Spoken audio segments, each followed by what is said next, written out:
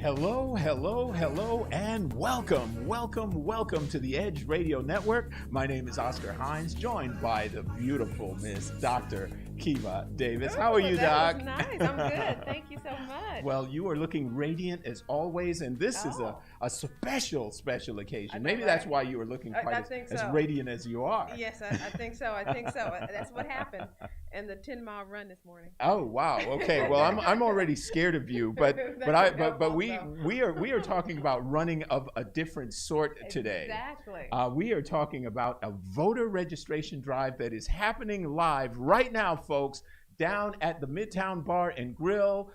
Come on down. It is 415 West Gray. 415 West Gray, just off of Taft. We are going to be live all day today on the Edge Radio Network, but I'm super duper excited because we have with us a gentleman that has already started moving and shaking in this city. and I love it when that happens. Edward Pollard, City Councilman Edward Pollard is joining us. And it is a pleasure to have you here, sir. You have been, as you got appointed, you had a vision for what you wanted to do. And you wasted no time, I understand, in getting to it. I mean, well, welcome. Yeah, there we go. By the way, we have a live studio audience that are quiet as church mice. So let's get some energy going, right? Yeah. Edward Pollard, Houston City Council member for District J, which is Southwest Houston. But yeah, I don't take my office for granted. It's a 4-year term. You don't know if you're going to get elected again, so I told myself I'm going to make the most of these 4 years while I'm in office. Nice. Yes. Outstanding. So, and that started right in January. So it might have been a little bit of a, like for everybody else, it was like this kind of weird dystopia that took place because 1 minute life was normal, 2020, new decade, new city councilman, and then 2 months in, all of a sudden, what were your thoughts when everything started going south like that? You come into office having a vision and a blueprint of what you want to do for your community and for your district, and then out of nowhere you get hit with COVID-19.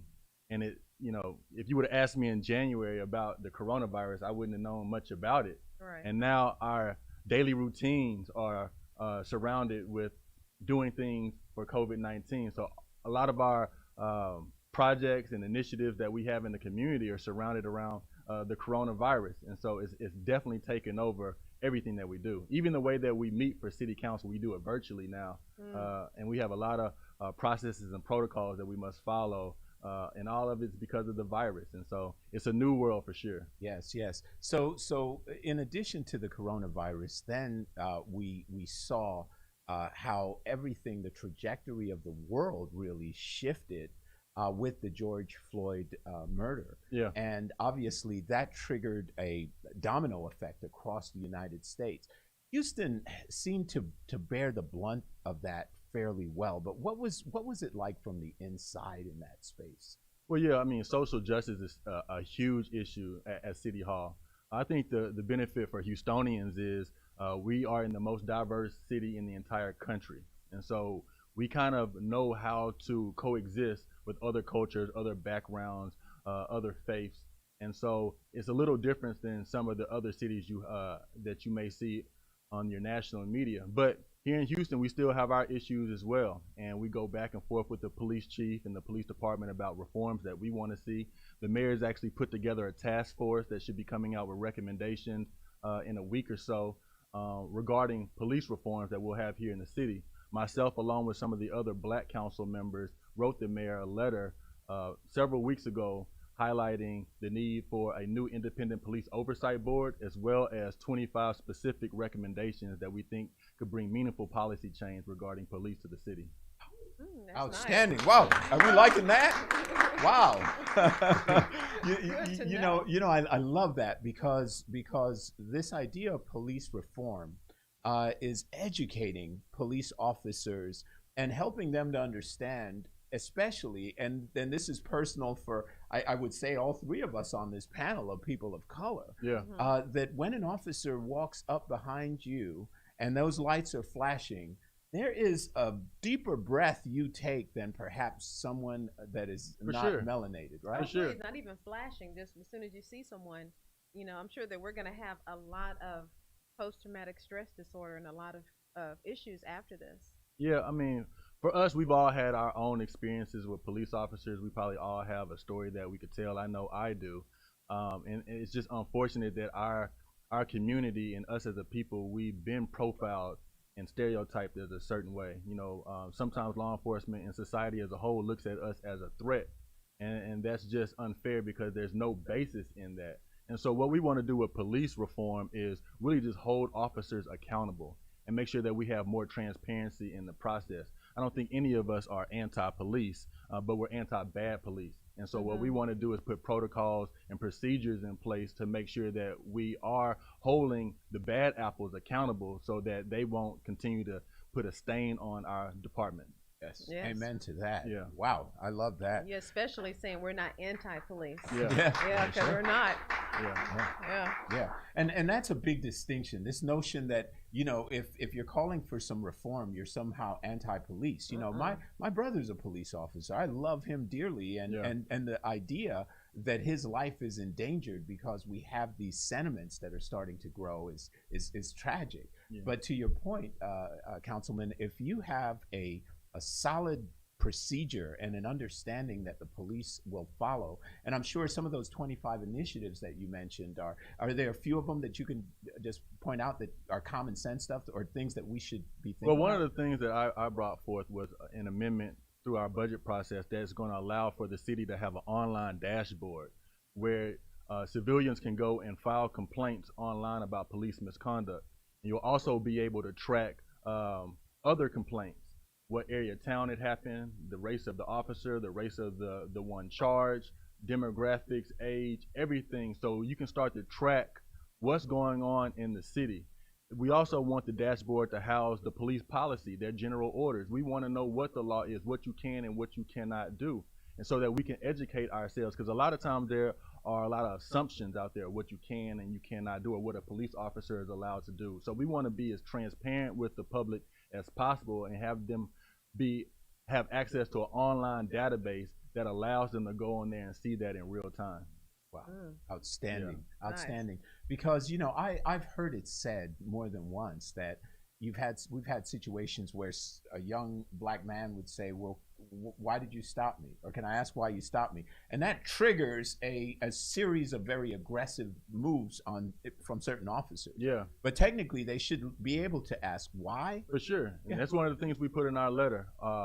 One of the things we put is if you ask an officer who they are, why they're being stopped, they must give you their name, they must give you the department or the division that they're out of, and they must tell you why you're being stopped. Another thing that we put in the letter was police officers will not be allowed to tell a civilian that they can't use their cell phone at the time of the stop as well. Not only the person being detained, but also the other civilians that are on the scene. Because what we found is that it's not the body cams per se all the time that gives us a view of what's going on. It's people's cell phone footage that comes in. Yes. And so we want to make sure that the public is protected to know that they can pull out their cell phone anytime that they see an incident and start recording without feeling as if their rights are infringed on. Yes. Yeah. Outstanding. Outstanding. Well, man, the audience is loving you, and and I have to. I see those smiles behind the masks. I see the thumbs up. Yeah. So let me ask you. Let me ask you this, Councilman Pollard, with regard to the voting and the empowerment of young people, and how we can really create that dialogue. What conversations are being had out there? What do you think we can do to empower young people to get them engaged? Well, when I talk to young people, especially about voting and being engaged in the political process, I break it down in very simple terms. If you were to watch elementary school kids at recess playing basketball, they would be all over the place. They would be traveling, double dribble, just throwing the ball here and there, because they don't know the rules. Yes. Okay. But as they get older and mature and understand the game, they start to learn the rules. It becomes more organized. Now they have schemes. Now they have defenses. Now they know what strategy to put in place to score the basket or to play defense. And so I tell people all the time that politicians make the laws. The laws are the rules of life. And if you don't understand the rules of life, you're going to look like the elementary kids at recess. They're just scrambling around, all unorganized. They want to score, but they don't know how, right? So you have to know the rules of the game.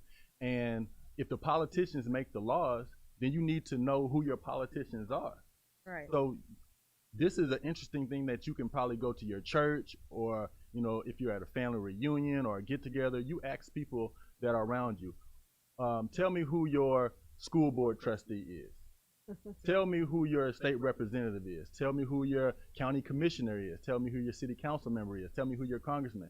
If the answers are I don't know, which for most people it will be I don't know, then you already are behind the ball, because you don't know who's making the laws for your community. Parents talk about I looked at my child's textbook and it had some history in there that wasn't accurate, especially when it comes to slavery. Well, who's your school board trustee? You don't know who's writing these books, right? You're just going to the poll and you're just voting blanket based on maybe a D or R next to their name, but you don't know who these people are. So you have to educate your people or your friends and your family about who is representing them. And so for everyone listening, what you can do is go on Google and just type in who represents me, and you'll see a link that comes up that you can go on the website, and it'll ask you for your address. When you put your address in, it's going to give you all the list of all the people who represent you for your area. Then just go on their websites and check them out and see if they have your best interest. If they do, great, vote them back in. If they don't, find somebody else. Amen. Well, that's a good answer for everyone. Yeah. Yeah. Because we were talking about, because voting is so crucial right now. And so how would, like, someone who's young saying, okay, well, I want to get involved. What are the first steps other than knowing who's representing me? Do you know any organizations that they can necessarily join, so that way they can start to get caught, involved? I tell people all the time that, in this information age that we are now, with cell phones, you have access to information at your fingertips. So you just have to ask yourself, what are you passionate about? What do you want to learn about? You can go online right now and you can type in, let's say Houston Young Democrat, right? Just type that in the Google box. You're gonna see websites come up for different organizations that trigger that search. Right. And you can click on them and see, okay, is this something I want to be involved in? With hashtags on social media, you can put something like Houston Votes or Black Houstonians Vote, whatever. Just come up, just try different hashtags, go on social media, see what comes up. And whatever your passions or interests are, you'll be able to scroll and see if there's something that catches your attention, and just try to become involved. Shoot them a DM, show up to a meeting, But you have to educate yourself. You can't expect government or politicians to do all the work, right? You got to meet people halfway. And I think if we do that, then we'll push the ball down the field. Outstanding. Yeah. You guys like that? Wow. That's outstanding. So I'll tell you what, Councilman Pollard, there's more I want to unpack. Okay. So are you okay with another 15-minute segment with us? Yeah, let's do Okay, it. so folks, you are listening to the Edge Radio Network here at Midtown Bar and Grill. We are live at 415 West Gray. We want to invite you all to come out for voting. Voter registration is happening right now live. You guys, if you are anywhere in the area, it's a beautiful, beautiful day, but there's going to be a live jazz band later. There's going to be a happy hour. There's an art show. There's all sorts of stuff going on. So we want to invite you to come out to 415 West Gray, voter registration drive. Folks, you're listening to the Edge Radio Network. We're going to take a break. When we come back, we will continue our conversation with Councilman Edward Pollard. Back in a moment. Thanks.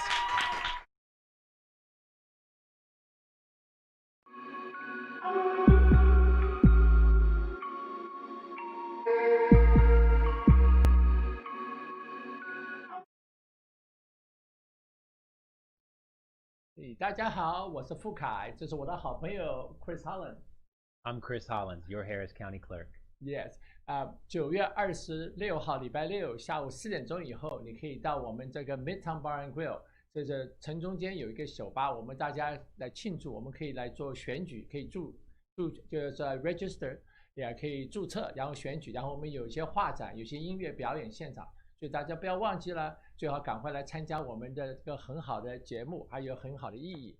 所以大家可以一起见面谈一谈选票的事情，然后的话大家可以享受音乐、食物还有画艺术这方都集中在一起呀。不要忘记了9月26号礼拜六下午4点钟以后到10点。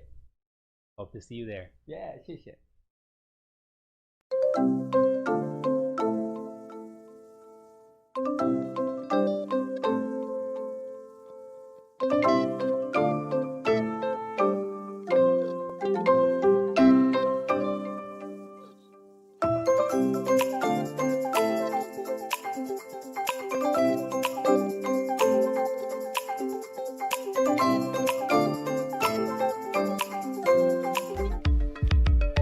Are you a small business owner concerned about the downturn in the economy? Top business leaders like Mattress Mac and Warren Buffett will tell you that now is the time to promote your business more than ever. People need your services. Your business needs an edge. Learn about special advertising packages for small businesses right here on Edge Radio.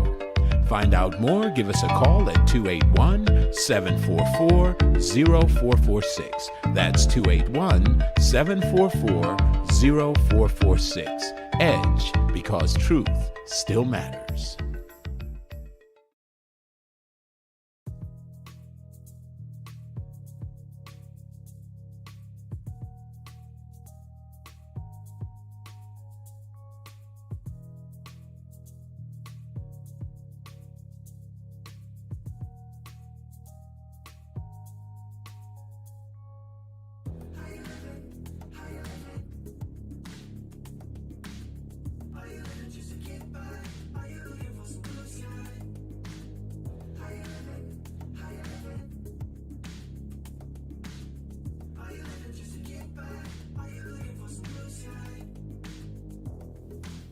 And welcome back to Edge Radio. Today is our voter registration, and we have our councilman here who's coming to talk to us about what's going on in the world of politics.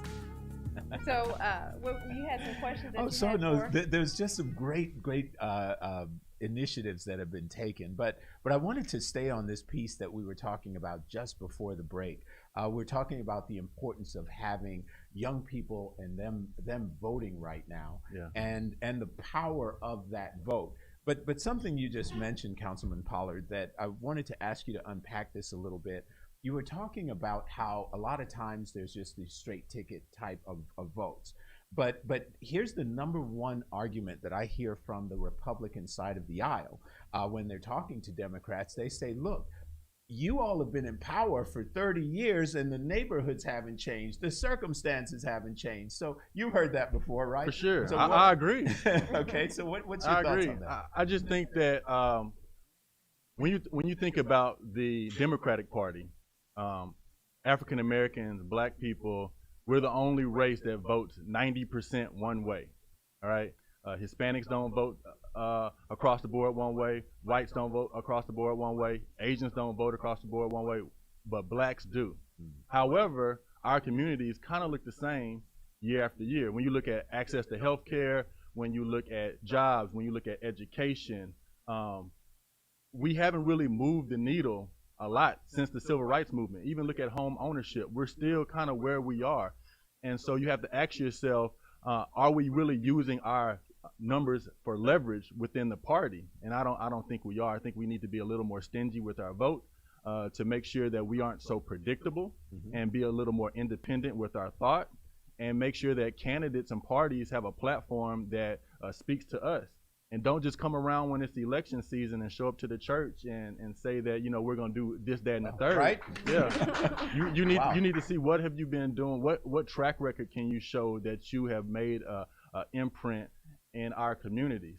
And we need to hold them accountable for that. We're so hard on our police officers and wanting to hold them accountable. We need to hold our politicians accountable as well. And I think if Black people were able to be more independent and not as predictable as other races, then you would see our communities thrive a little more. Wow. Yeah. Wow. Yeah. Okay. And that all stems from like you said, from education. Because if you don't, a lot of times you do things based on generational. And if Big Mama said, just go vote Democratic, Yeah. And you go, okay, you just immediately do it, and Yeah. it's that lack of understanding. That's what you need to do. Yeah, it's more than just a party. I think we have to get away from the parties. As a city council member, I'm in a nonpartisan seat. So when people show up to the poll to vote for me, we didn't have a D or R next to our name. You just had to vote on the person. And you look at the character of the person, the message of the person, how, have I seen this person in my community before? That's what you should look for. I wish that was the way it was for everything else. But we live in a two-party system, and although we live in a two-party system, we still have to hold each candidate accountable. So I tell people around election season, you need to go and get the sample ballot, see who's on there, and then do your own research. Go to their Instagram page, go to their website, check them out. Sometimes you want to just skip the race. If the Democrat and the Republican aren't speaking to your values, skip the race. But you want to make sure that you're not just being taken for granted. Right. And that's the message that I really want to speak to all people. Your vote is your voice. And you should really take that seriously and put people in office that truly represent you. Oh man, I love that. Yeah. I love that because you're speaking to a very important issue, I think, Councilman, when it comes to, there's some things that are frustrating when you're John Q. Public. One of those is to have career politicians that go to Washington whose kids get absolved from paying back their student loans, who have the best medical care in the world, unlike most American citizens, who have all of these bonuses and different vacations and raise increases. And these are people that are there for 30, 40 years, and nothing gets done. But the public is paying over and over again. So, if you actually dissolve the parties, that would be one thing, and you voted on issues. Because it seems to me, and correct me if I'm wrong, I have the exact composition of District J that you represent in front, but African Americans, people of color, tend to have a lot of conservative values. For sure. Very. So, yeah, we really do. I'll tell you a little bit about District J. District J is Southwest Houston, which is Gulfton, Sharpstown, Westwood, Brayburn, and Alief. If you're in Houston and you're on 59 South, it's everything between 610 and the Beltway. We are the most diverse district in the entire huge. city, and we're the most densely populated. Mm-hmm. And there were 8 people in my race. I was the only black person. I won that race without having won a predominantly black neighborhood in the entire district. And the entire district is about 200,000 people. And it was because we went around and we knocked on doors and we talked to people. It didn't matter if they were Democrat, Republican, Independent, Libertarian, old, white, young, white, black. We talked to everybody, and we wanted to just listen and hear from them what their issues and concerns were. And we were able to see that since it was a nonpartisan race, people were more receptive and open to hearing your ideas and us hearing their ideas. And there was a mixture of blocks of votes that we were able to get on both sides of the aisle. And I think that just comes with engagement. And so we sometimes have to get away from just the parties and figure out ways in which we can find some common ground. Because if it's always going to be a me versus you, them versus us, tit for tat type of political system, then we'll never get anything done. Yes, that's right. That's right. Yeah, that's absolutely true. Yeah, it becomes a zero-sum game because everybody on this side, either the other side has to lose for this side to feel good. It becomes politics. Yeah. It definitely becomes politics. But I remember, I guess I've got the grayest hair on this panel right now. I remember a time where political partisanship was there, but there wasn't this animus. There wasn't this sort of acrid, angry, like, we're going to get comes from the top. When the leader of the free world puts out divisive rhetoric, and he puts out harmful comments, and he puts out this vibe of division and me versus you, it trickles down, right? And it's bad for politics. And that's the most important part about November 3rd. Is we'll have a chance for new leadership at the very top. And if we could change the leadership at the top, I think it'll trickle down. Wow. Yeah. Outstanding. That's fair. Yeah. And that's there's another thing, even with social media, it's positive and negative at the same time. because they'll keep feeding you the same information. Whenever you look up something on Google, The algorithms. that's what they're going to always show you. So Yeah. you don't really get that idea of what's going on the other side. You For only sure. get your information. So, sometimes when I go and ask friends that may be on the other side of the aisle, and I see their Instagrams or their Facebook pages, it's completely different than Right. the messaging that I'm seeing on mine, and it kind of traps us into a box, right? And it's dangerous to be in a box. I try to be as open-minded and creative as possible with all the initiatives and the things that we bring forward, because we live in a society with different mindsets, different perspectives, different backgrounds, different ideology, and you should have an open mind and a mutual respect for others to be able to hear a counter viewpoint, try to grow from that, and then move forward together. You don't always have to agree on everything, but you should have enough mutual respect to be able to sit down and have a meaningful discussion about change. Yes. Amen. And well said. I see why you were loved in your district, sir. Wow. This man's a beast. Right. Okay. Because actually, it's just for the citizens. You can tell that you really care about people. Yeah. At the end of the day, when I knocked on doors, we were out there day after day, street after street, but it was a job interview at every single door. Mhm. And I had to go and tell them that I want to work for you. And I think politicians sometimes forget that we are the employees. You all are the employer. We work for you.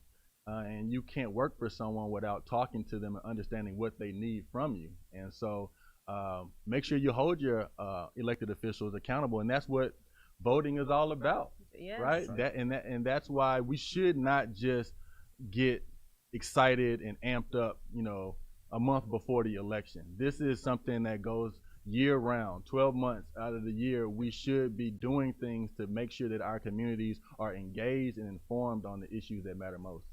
Hey, Absolutely. well, one thing you can say is that people are more engaged now Yeah, I think because than ever before. we have a 24-hour news cycle that's always keeping you informed about what's going on around the country. Then you have social media. So every time you get on your phone and start scrolling, you're getting information that, years ago no one would have really had access to. So right. you almost have to be dead not to at least have some right. type of awareness, That's you right. know, and drive some type of emotion. Yeah, well, Yeah, you sometimes mentioned gotta push you your weight mentioned just that. a little bit too. You sometimes, mentioned a you know? 24-hour news cycle. Now it's like 60-second news cycle Yeah. with Twitter, right? All it takes is send. So how can folks get involved? How can they get involved with your administration, some of your initiatives? As we wrap up, how can they get connected to you? Yeah. Well, we try to put a lot of information on social media. We think that's where most of the eyeballs are. And so you can go to my Instagram page, which is edwardpollard.esq. And you can also find me on Facebook at Edward Pollard. And we put a lot of information out there about different community initiatives, events, projects that we have going on in the community, a lot of different volunteer efforts that people can join in and do.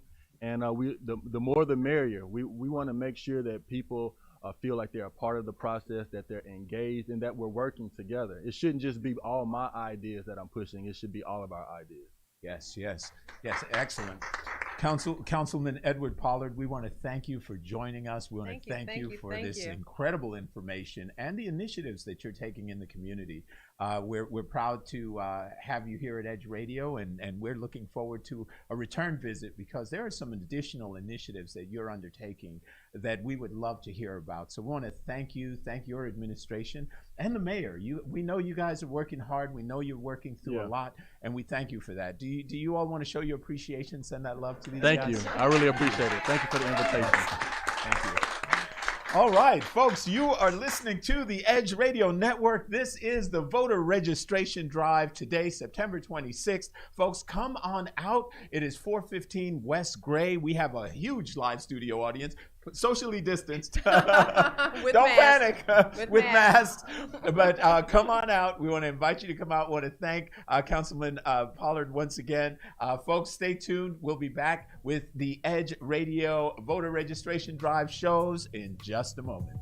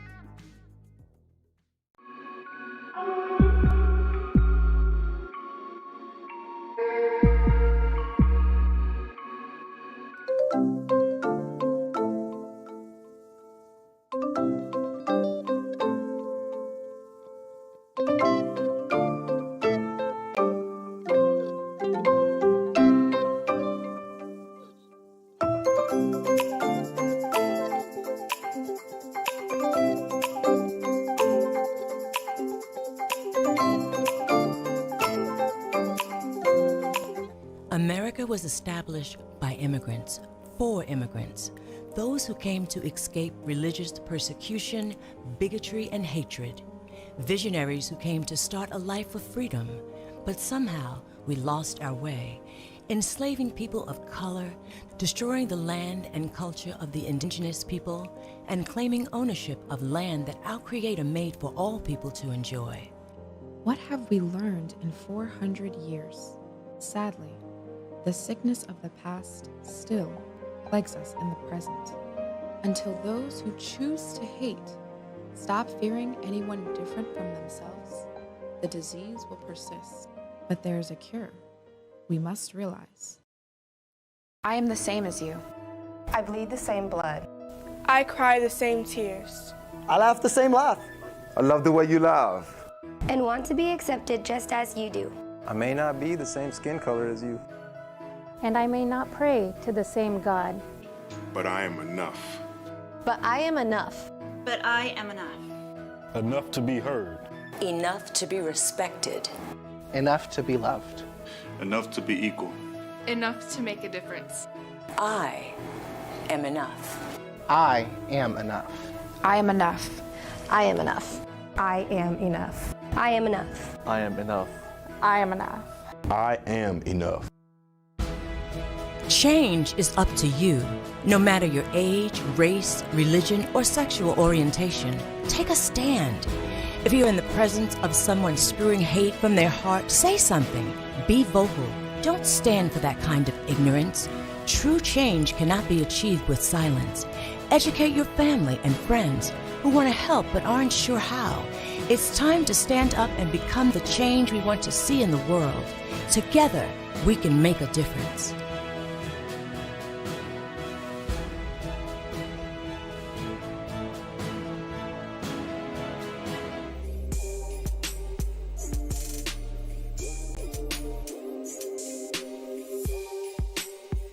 And we're back with Athletes United Experience on Edge Radio, and where truth still matters. As a side note, viewers, the Art and Jazz Fest voter registration drive, and as we talked about this earlier, will be held right here at the Midtown Bar and Grill, September 26th, beginning at 4 p.m.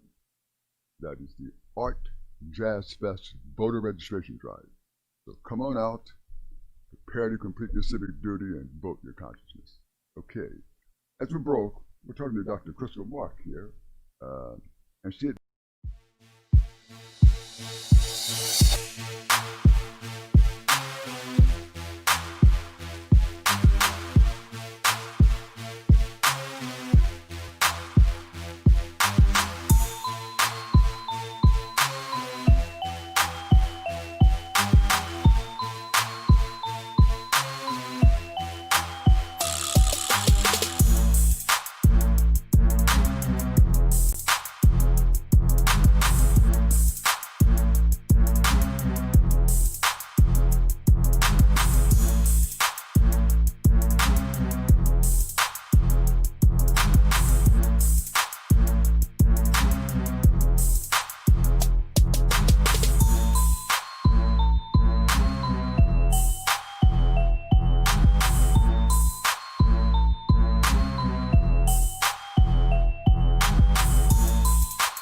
When people stop talking to each other, society is on the edge. Let's bring them back. Edge Radio, because truth still matters.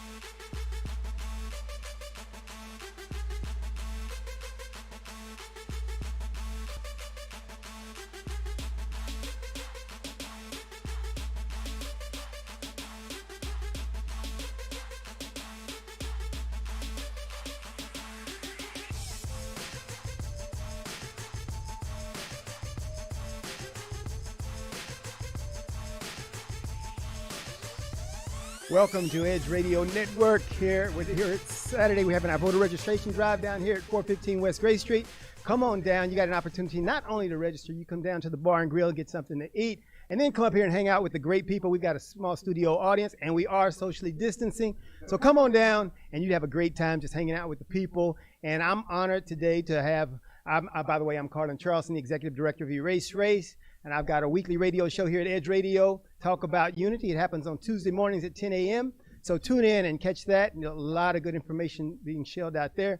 But today we've got, as a guest here, we're talking some local politics. We've got Prairie View City mayoral candidate, Miss Johnnie Walker. And to me, it's because I'm originally from Prairie View, Texas, but spent a lot of time away, so it feels like having home folk back.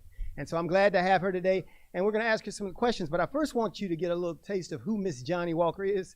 So we're going to ask her to go ahead and introduce yourself, give us a little of your background. It's great to be here today, and this is a very important election year for us. It's important for us both nationally as well as locally. I am Johnnie Walker, and I am from Prairie View. My husband and I been residents of the community for probably about 50 years. As a matter of fact, this young man was one of my first students when I started teaching. So if I mess it up, y'all can blame her. If I mess this up, you blame her. Yes. I graduated from Prairie View with my first degree in elementary education. I have a master's in education, and I have a mid-management certification. My resume starts off with 35 years in the public sector as an educator. The last 15 of those years, I was a middle school administrator. Upon retirement, I stayed home for about 6 months, and I realized retirement was not for me. So I started working at the university with the Alternative Certification Office. It was a wonderful experience because what we did, we were able to certify people who were not in the teacher track to become teachers. Our program was outstanding because we had the highest in the AN system, the highest number of minority men in science and mathematics. We were known for that. We would meet our students. They would be working at Enterprise or at the restaurants, and we could always tell a Prairie View graduate because it was something about them that was special. So now we have many of those young men and women out in the field as counselors, a couple of superintendents that went through our program. I stayed with that program for about 10 years, and then we got a new dean, and she changed directions. In the meantime, I was working with the retired teachers, Texas Retired Teachers Association. I served as the president of our local chapter for 2 years. And when that 2 years was up, I was elected president of the district. Our district had 18 units, about 4,000 members. East Texas, should I say more? But it was a good experience. I did that. After that part, I was elected to work on Prairie View Economic Development Board. I'm presently working with that board now.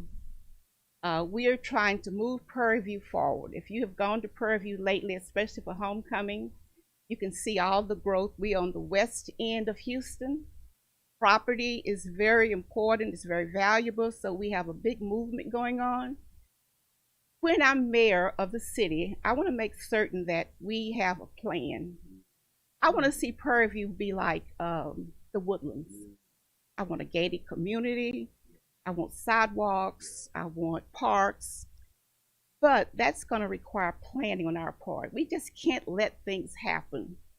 When you let people come in and put businesses where they want to, it's not a plan. I want us to be just like Fairfield or the Woodlands and have a plan for that. We need amenities there in Prairie View. Presently, Prairie View is a unique place in that we have the university, and the university students are able to vote. On one end, we have the university, students who are voting. On the other side, we have the residents who are paying taxes. The politicians there have learned that we can get the students to vote for us. We can become councilmen in the city. So my biggest obstacle now is to get up there with the students and advise them as to what we're doing, invite them around the table to be a part, because we got to make certain that when we elect our councilmen, that they don't implement different kinds of rules and taxes that's going to impact the community people who are there. Let me ask you about that. You've got a couple of different tasks there in Prairie View, because Prairie View is always kind of in the news of especially during election season, because you've got, seems like, a couple of issues. You've got the issue of what's going on with Prairie View seated in Waller County, and then you've got the issue of what's going on with the city and the university there. So you got kind of some dual efforts there. So I want to get to that, but also I want some background on what got you into now, because this, as I know, this is your first time as a mayoral candidate in Prairie View. What has been the impetus? What is the drive for you to do that? And then let's cover that other issue. One night after one of our city council meetings, which was kind of hostile, we have what my pastor calls the sidewalk conferences. Mm-hmm. And it came to our attention that we didn't have a local resident on the ballot. And we decided that we could not be so complacent that we were not going to be interested in the leadership of our community. So my friends kind of all looked around, and lo and behold, they asked me if I would do it. Oh, okay. And my first remark to them was, yes, I will do it if you will support me during the election and come around the table after the election. Because a city cannot be run by one person. Right. It has to be a conglomerate of everybody there. We need to have a shared vision. We need to all be thinking of what we want our city to be like. Mm-hmm. So that's one of the things that I hope to do, is to, and I think I can do this, reorganize our community people, get focused, involve our churches, our schools, and get ourselves moving. We don't have to be anything other than a first-class city. Mm-hmm. We are supposed to have the best of everything. And as the mayor, that's what I'm accustomed to. That's what we're going to strive for. Okay. And Prairie View, I'd like to say too, on that education front, Prairie View, as you being an educator, and my mom's an educator, and Prairie View is built on education. The city, and Frank Jackson will give you that whole history of Prairie View as the educational basis. And people are kind of frustrated that hasn't transitioned the city into something more progressive these days. But looking lately, it looks like Prairie View, because I've noticed some things that are happening there. How did that happen, and how do you continue that as mayor? Well, I think what happened is that each time we changed leadership, I've noticed that one person had things going pretty smoothly. Then when we got a new mayor, he comes in with a different agenda. And after his 3 or 4 years up, we get something else. What I want to do is to involve the 3 mayors that we have at Prairie View, to get them around the table, because all of them brought some wonderful things to the city. Mm-hmm. We need to build up on those ideas, and that's one of the things I want to do. Okay. Yeah, and that's so you're talking about the consensus building that's necessary for you all to go forward, using the benefit, the knowledge of those who have gone before. Certainly. So that we can continue and move forward. Right. So all right, let's get back to that campus challenge. How do you, bring in that university crowd so that they're a productive part of the city? And how much contention is there right now between the city and the university? Well, last year we were faced with some problems because of the housing part of it. And I don't have a solution as to how I'm going to build that bridge. Mm-hmm. But I know we will need to bring the leadership team from the different organizations. We need to develop an advisory committee where we have the leadership team from the university to come and meet with the mayor in the mayor's office, so that monthly, so we'll know what is going on, what are the students' concerned. I think that's the breakdown right now. And that's one of the things I would like to do, to get, like I said, the presidents of the different organizations, mm-hmm. and get them around the table when we have discussions. I feel very strongly, being in the public school system, I feel very strongly about having a chart where we meet and discuss issues. The solution should not be one person alone. It has to be all people involved in the solution. And so I know it's going to be a challenge, but I think I'm up to it. My husband was one of the part of the 14 families in Prairie View. And when in the old days, we would say we're going to build our home on the farm. But now my grandkids say we're on the Walker Estate. We've been, they said the 150-acre estate of the Walkers. So we have a legacy there at in the city, and we want to make certain that that we leave something behind for my grandkids to be proud of. We, like I said, we want a first-class city. We don't want anything less. We're going to have to hire us a city planner to do these things. Okay. I've also noticed in Prairie View a couple of times driving up Old Washington Highway over there, whatever. There seems to be some industry, and is there great revenue to be made off of some of the industry there that's in Prairie View and some of those places that are back off of the main path there? Let me tell you what I've discovered about Waller, which is the adjacent town to Prairie View. They will put industry so close to Prairie View, but not in Prairie View, so we don't enjoy any of the benefits. But we have our property, we have that 150 acres, and we really don't want to have industry there. We want a planned community on that part. But what we're looking at doing is bringing in a Fortune 500 company such as Amazon or something like that. And what that would do will enable some of our college graduates, our engineers, our business majors, who can afford to pay for a $200,000 or $300,000 home. That's the kind of people that we're wanting to attract to Prairie View. So we're going to have the amenities, the homes, and things. But right now, I've been speaking, even though I'm not the mayor yet, but I'm going to still be involved in the city one way or the other. But right now, we're looking at possibilities of getting an Amazon or an HEB to relocate to Prairie View. Oh, okay, great. Hey, I really appreciate you coming today because I'm an original PVite, PV Panther, I guess you'd say. Born and raised there, spent all that time there, and really to see the city where it is and continuing to grow. Of course, my dad's still there, and I'm there every weekend. And when I see you, it brings back those old memories. And there's a lot of push that I think needs to be made to keep Prairie View moving forward. It's been a great city, great history. I want to thank you for being here today. I want to thank Edge Radio Network. And we have an opportunity. Hey, get in tune with what's happening there in Prairie View. Prairie View is a different kind of animal when it comes to where we are, I think, as people, because they were an education hub before people started thinking about education. A lot of the things you find, and I've toured the country, and I realized Prairie View is an anomaly. It really is, and we've got some really positive things happening. So I want to thank my guest, Ms. Johnnie Walker, mayoral candidate for mayor in Prairie View, Texas. We thank you, Edge Radio, for the opportunity today. And you can Google me, Johnnie Walker, for mayor. That's Johnnie Walker. Thank you all. That is.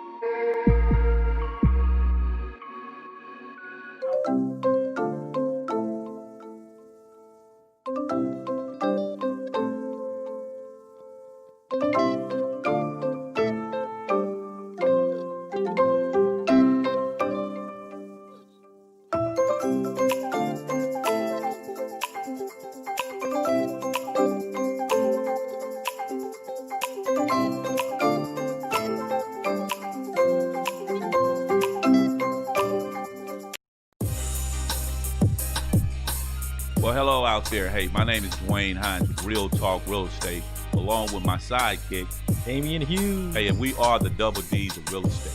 So look, if you're out there and you've been interested in owning a home, but you've been getting run around and you don't know how the process goes, hey, dial the number on the bottom of your screen. Give us a call. Get some real talk, real solutions on all your real estate concerns. We are the double D's of real estate. Be sure to catch us every Wednesday on Edge Radio at 11:30 for Real Talk Real Estate. D. Hines, Damian Hughes, the double D's. We work our whole lives to support our families. With one accident or illness, it can all be gone in an instant. Now there's a smart, affordable way to protect your family. Go to findhealthbenefits.com and discover low-cost life insurance for as little as $2 per month. Add to that a tax-deferred annuity that can help you protect your assets and grow your money for retirement. Learn more. Go to findhealthbenefits.com or call 877-235-6094. A critical illness can strike without warning and wipe out your life savings. In fact, it's the #1 reason for bankruptcy. Find Health Benefits offers an affordable solution. Get up to $50,000 if you get cancer, stroke, or a heart attack, giving you the peace of mind to focus on getting better while the plan helps you to pay your bills and medical expenses. Learn more.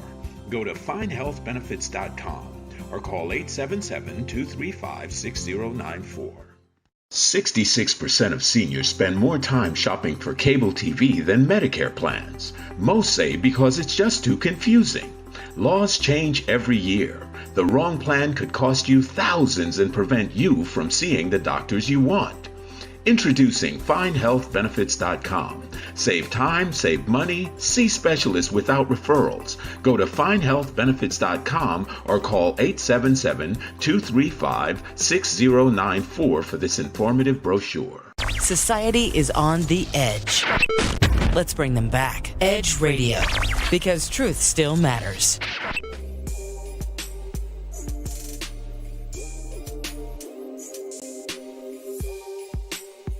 And we're back with Athletes United Experience on Edge Radio, and where truth still matters. As a side note, viewers, the Art and Jazz Fest voter registration drive, and as we talked about this earlier, will be held right here at the Midtown Bar and Grill, September 26th, beginning at 4 p.m. That is the Art Jazz Fest voter registration drive. So come on out, prepare to complete your civic duty, and vote your consciousness. Okay. As we broke, we're talking to Dr. Crystal Mark here, and she had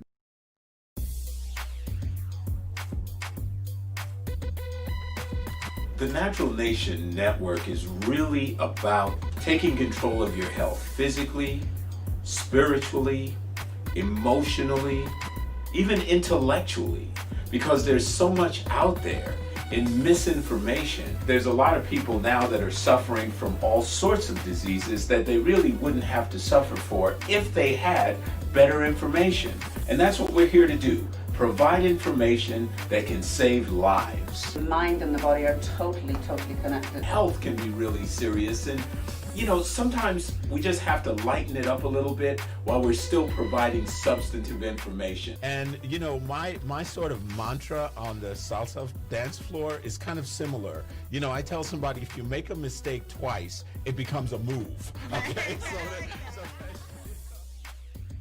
Tune into Natural Nation every Tuesday at 11 a.m.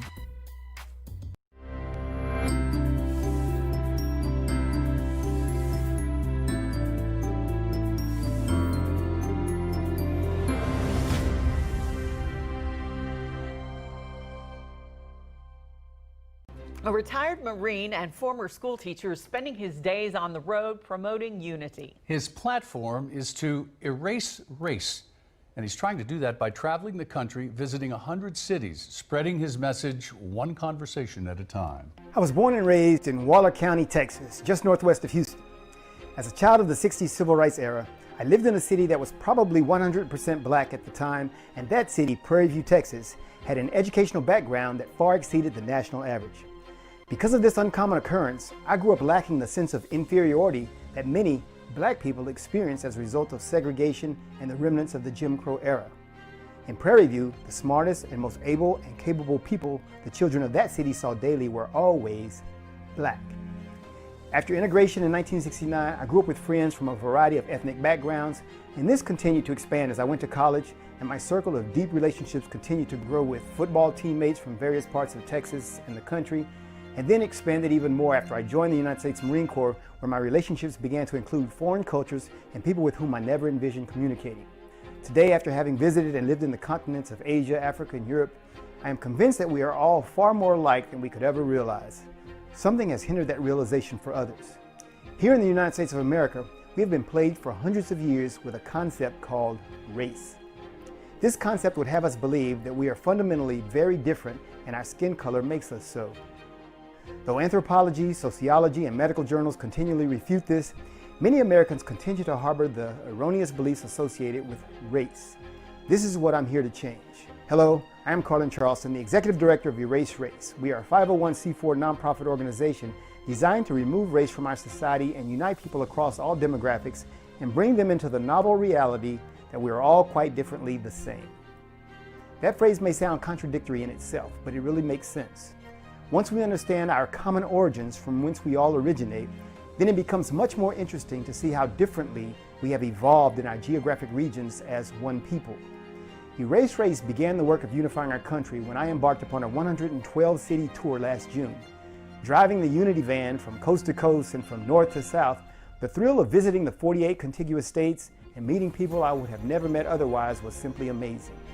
From Baton Rouge to Boston and from Philadelphia to Phoenix, I became more American every day as I met the people that make up this great country, and that is where I want to take you. This is city number 76. Shaking hands, visiting people and places, striving for unity as a human race. It has really been phenomenal. Number one, to travel the country and go to different places in our country and meet the people is what most Americans need to do. He said there have been surprising interactions, even poignant moments, stopping along sites of historic importance like the Liberty Bell and Harriet Tubman's home. He'll make his final stop in December, but his work will be far from done. Carlin's life is the American Unity Movement, and he's hopeful one day soon people truly won't be judged by the color of their skin, but by the content of their character. That's my vision, that we have people, and we can then respect people and live with people.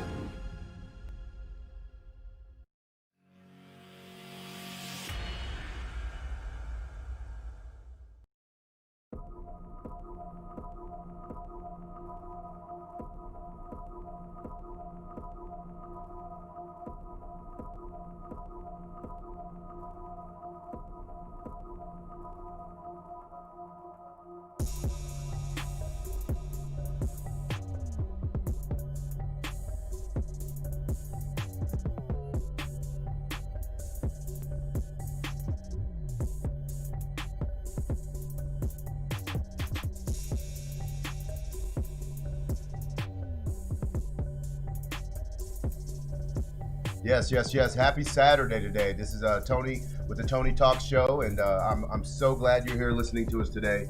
We're doing a voter registration drive down here at Midtown Bar and Grill here in Houston, Texas. And what we're doing today is I've got a great panel of friends. I've brought some of my friends online today because what I wanted to do is I wanted to show a diversity. Look, we've got diversity here, all right? A little diversity. Wanted to show some diversity in conversation, diversity in background, diversity in professionalism, and I wanted us just to have an open conversation about kind of where we are right now in our country, and then I want to hear you guys' opinion and ideas of what you think maybe we could do to collectively come together and become solution thinkers, if you will.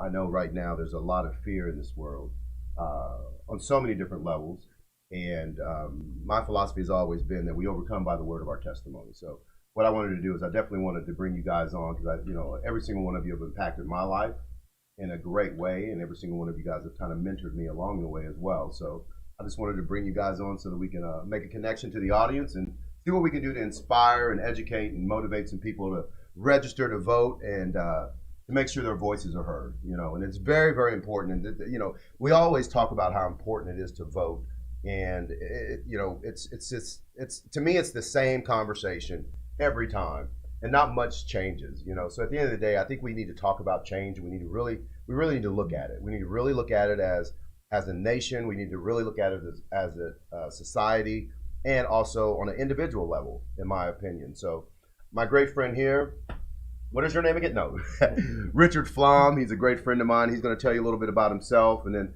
I've got Robert. He's a friend of mine as well. He's the CEO, president of Heritage Roofing. We probably met in another lifetime, because when we finally met in the gym, that was kind of the divine appointment, wasn't it? And we'll talk about that a little bit more. And then I have an amazing, amazing young man. We met, what is it, about 3 years ago, John? 2.5? Probably two. At the gym? At least two. Yeah, you were playing racquetball, and I was admiring your skill, right? And you came out of the racquetball court, and we actually had a conversation, and we really made a good connection, And, I want you to really tell your story as well, because when I first met you, you talked to me about the potential of who you wanted to be and what you wanted to create in this world, and you wanted to be an author. You hadn't written any books yet, had you? Just one. When I met you, yep. Yeah. How many have you written now? 7. Since then? 7. Yeah. So you're moving forward with your message, and you're moving forward with trying to change the world and impact the world in a positive way. We're going to talk about that a little bit today. So Richard, if you would, take a minute and tell the audience who you are and what you do, and we're going to talk about your story a little bit more, because I think when they hear who you really are, they're going to be inspired to live a life of continually reaching to be better. So. Okay. My name's Richard Flom, and I'm an entrepreneur, and have been one for a number of years, but also I'm a cancer survivor. Yes, you are. I was diagnosed in 1993 with a non-Hodgkin's lymphoma called mantle cell, which is quite rare, and given about 6 months to live. The disease to date takes people out in about 5 to 7 years.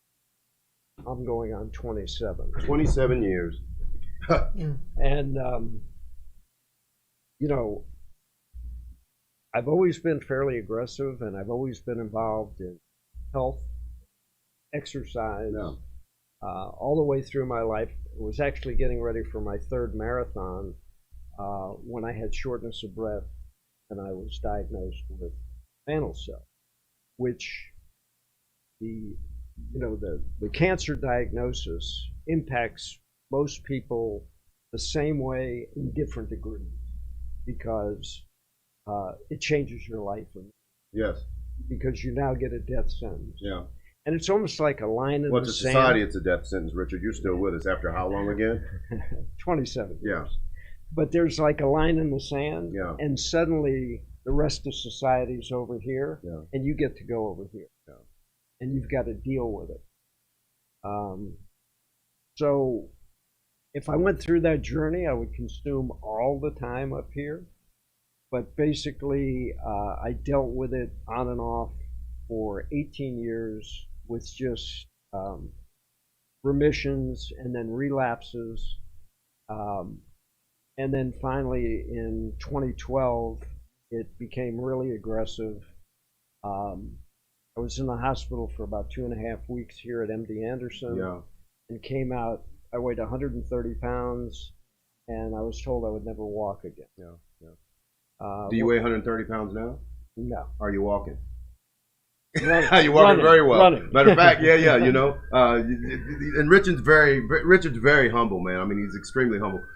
This guy is the D10 champion, and you've won the D10 at what age did you win that? Well, I was, at that time, the first time that I competed, I was 73. Yeah. And the divisions, they created a new division for me, but they would only go up to 60. So I took the 60 and over. Right. But the majority of people that I was competing with were in their 20s. So, wow. What motivated you to do that? The same thing that motivates me in life. Right. And that is, I believe that people give up on life when they start to say no. When opportunity comes in front of them. Yes, we talked about that. Interesting things. I think the the biggest aging factor to people is the word no. I'm 75 right now, and the guys I work out with are in their mid-30s and that's where I met you 20s. in the gym. So I think in life there's one word that explains it, and that's the will. You have to have the will to do something. We all talk about where we'd like to be, right? But you have to have the will to actually execute, right? And you know, I've just been executing for a lot of time. I went through 3 clinical trials in 2012.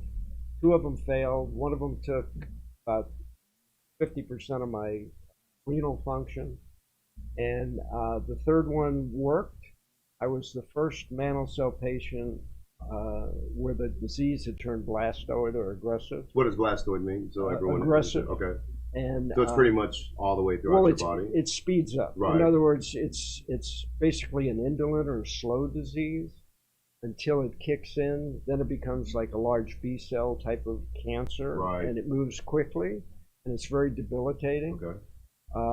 Surprised my doctors because when I got into MD Anderson, I was running 103-degree fever. Is that what brought you to Houston, Texas? Was your dysfunction you were dealing with? My doctor at University of Michigan said, I got nothing for you, but I got a friend at MD Anderson. Thank God for friends, right? but the disease had always been slow moving. Yeah. I had gone into remission several times. Yeah. They weren't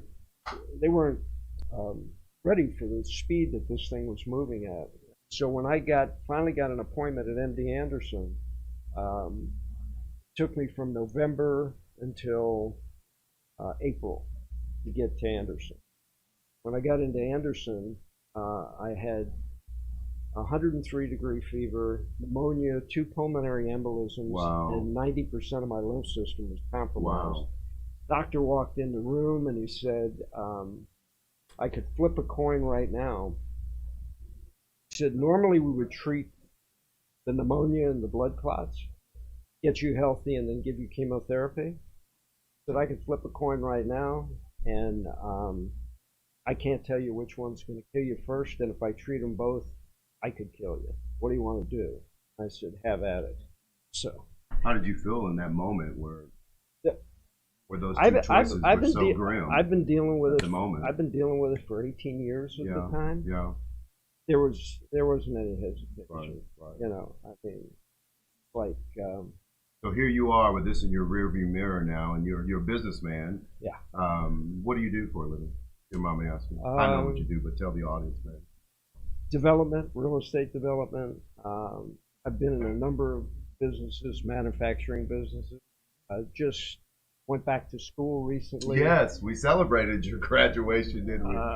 Got a degree that I've been thinking about for years, but the impetus behind that was because I've always been a real estate broker, and Texas makes it really difficult. So the college degree offset a lot of the study, and I picked my broker's license up in May. So what did you do? I mean, what is the next step for you? I mean, you're 75 years old, getting new degrees. I'm going to build running company. A business. Not retired like most 75-year-olds that are sitting on the couch and saying, "Hey, let's get in the camper and drive across the country and plant some flowers." Right. What does your retirement looks like to you? It doesn't look a whole lot different from what I've been doing. Right. I think you have to find the new horizons and you have to go after them. Yeah. I had a partner at one time. We were in New York, and he was more of an academic. Yeah. And we were in New York on a Friday night, and he said, "Gee, I'd like to go out, but I don't know all about life, and And I said, look down in that street. This is New York before the pandemic, and 5 o'clock on a Friday, right? Jam packed, right? And absolutely. I said, there's life, and all you have to do is go down and step into it, and it'll carry you. Yeah. But if you stay up here, you're never going to be in touch with it. And that's pretty much been my philosophy and everything. Go for it. What have you got to lose? The thing that amazes me through this whole pandemic, and this is where I think the vote that people make today is Today going is to critically be important. critically important. Yeah. There's a lot of fear running this country right now. That's exactly right. Unfortunately, between the politicians and the media, yeah, they have a country that's terrified. They're afraid to go outside. I was just at the club working out today, and I was talking to a young lady. She had her parents. She brought them down from Canada because they were afraid. They're in their early 80s. Yes. She said, my mom and dad will not go out of the house, and they will not leave and go into any place that's indoors because of the fear. The fear. And the problem is we just don't get the proper information. Right. We need a lot of things. But we need politicians to get up there and tell us actually what's happening. Yeah. So I'm going to ask the question as we move on. I want you to hold your answer. Okay. Okay. If you were voted president today, what is the one thing you would tackle? What would be the first thing immediately you would tackle? I want you to think about that. Robert, we talked about fear. We talk about fear all the time, especially with the history of us. We talked about where we've come from and the things we've overcame. You're a businessman. You own your own roofing company. You're very successful here in Houston, Texas. Why don't you tell the audience a little bit about yourself as well? Well, my name's Robert Kosak. Don't go too deep because they may run. Long story short, yeah. I'm originally from Miami. I relocated here about 10 years ago. Yeah. What brought you to Houston? My kids actually came here with my ex-wife. Excellent. And she's from here. Yeah. So you followed your family. Yep. So to it was a speak. good idea to come, and I'm grateful for doing that. I'm grateful as well. We would have never met until we did that, right? Yeah. So you're into roofing. Yes. Tell us a little bit about your company. Well, we're storm restoration experts, along with certified roofing contractors. And even though there's no licensing in Texas, we do have licensing. We have certifications that we take through the manufacturer to ensure proper installation and whatnot. So it's good for the consumer to be educated about who's coming to your house and who's getting on your roof and what kind of qualifications do they have in references and all that. Right. So that's important. And we've noticed a lot of, there's been some storm damage here in Houston. We just had a kind of a little issue go up there up north, Galveston. So are you seeing a lot of damage here in Houston that you're helping folks with? Well, a lot of people don't know that there has been an epidemic of wind and hail storms all through the state of Texas and all over America. Right. Where the insurance companies have been impacted, and now we've had a few hurricanes. And I know you were down in Louisiana just last week. Down in Louisiana Lafayette and Lake Charles area. You've seen a lot of damage down there, right? Oh yeah, and we also started talking to the people. So the past two people that were on stage earlier, we're talking about at the door and the concerns of the community. Right. And that's what we've always been involved in. Is our mission is legacy, community involvement, and that's how I got into the roofing business.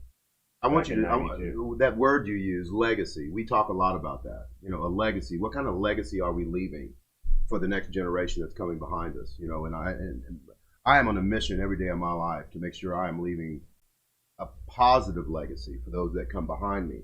And that's why I got involved in solar, of course, because I want to protect our environment and make sure that we're moving in the right direction with power and using power properly and responsibly. So that's why I'm doing what I do on a daily basis. And you, my man, John, I choose me. John, talk about that a little bit, brother.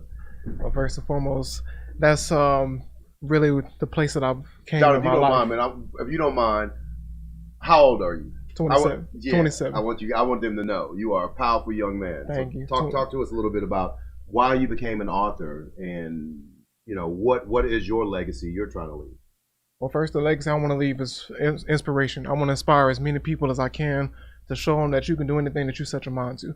I started writing 7 years ago, actually. I was 21 years old, 2013, September, actually 7 years this month. I've been writing books, and I started off journaling, just putting my thoughts. Did you know you always wanted to be a writer when you were a child? Not at all. Something that evolved into you as you lived? It just evolved. Crazy thing, you probably wouldn't believe it, but I used to hate reading. Are you serious? Now you're writing books, man? Now I'm writing books. If you would have told me years ago I'd be doing this, I would have looked at you like you're crazy. But it's just amazing the turns that your life can take. Yeah. When you have the right person. It's called right evolution, message. my brother. Absolutely. You're right. We talk about that a lot. We change. We're so afraid do. of it, and it's just this COVID-19 thing is about change, right now we're talking about voting, we're talking about change, and we use that platform so much. Yeah. But then when it comes that time to change, people have a problem with it. They have a problem with changing the way they speak about their situation. They have a problem with changing the way they deal with other human beings in that moment of opportunity to change things. Right. So I know that's what you are about, because we talk about that all the time. So We do. how are you trying to inspire and change the younger demographic of folks that are going to be taking over our country as we move forward into this next era of our lives?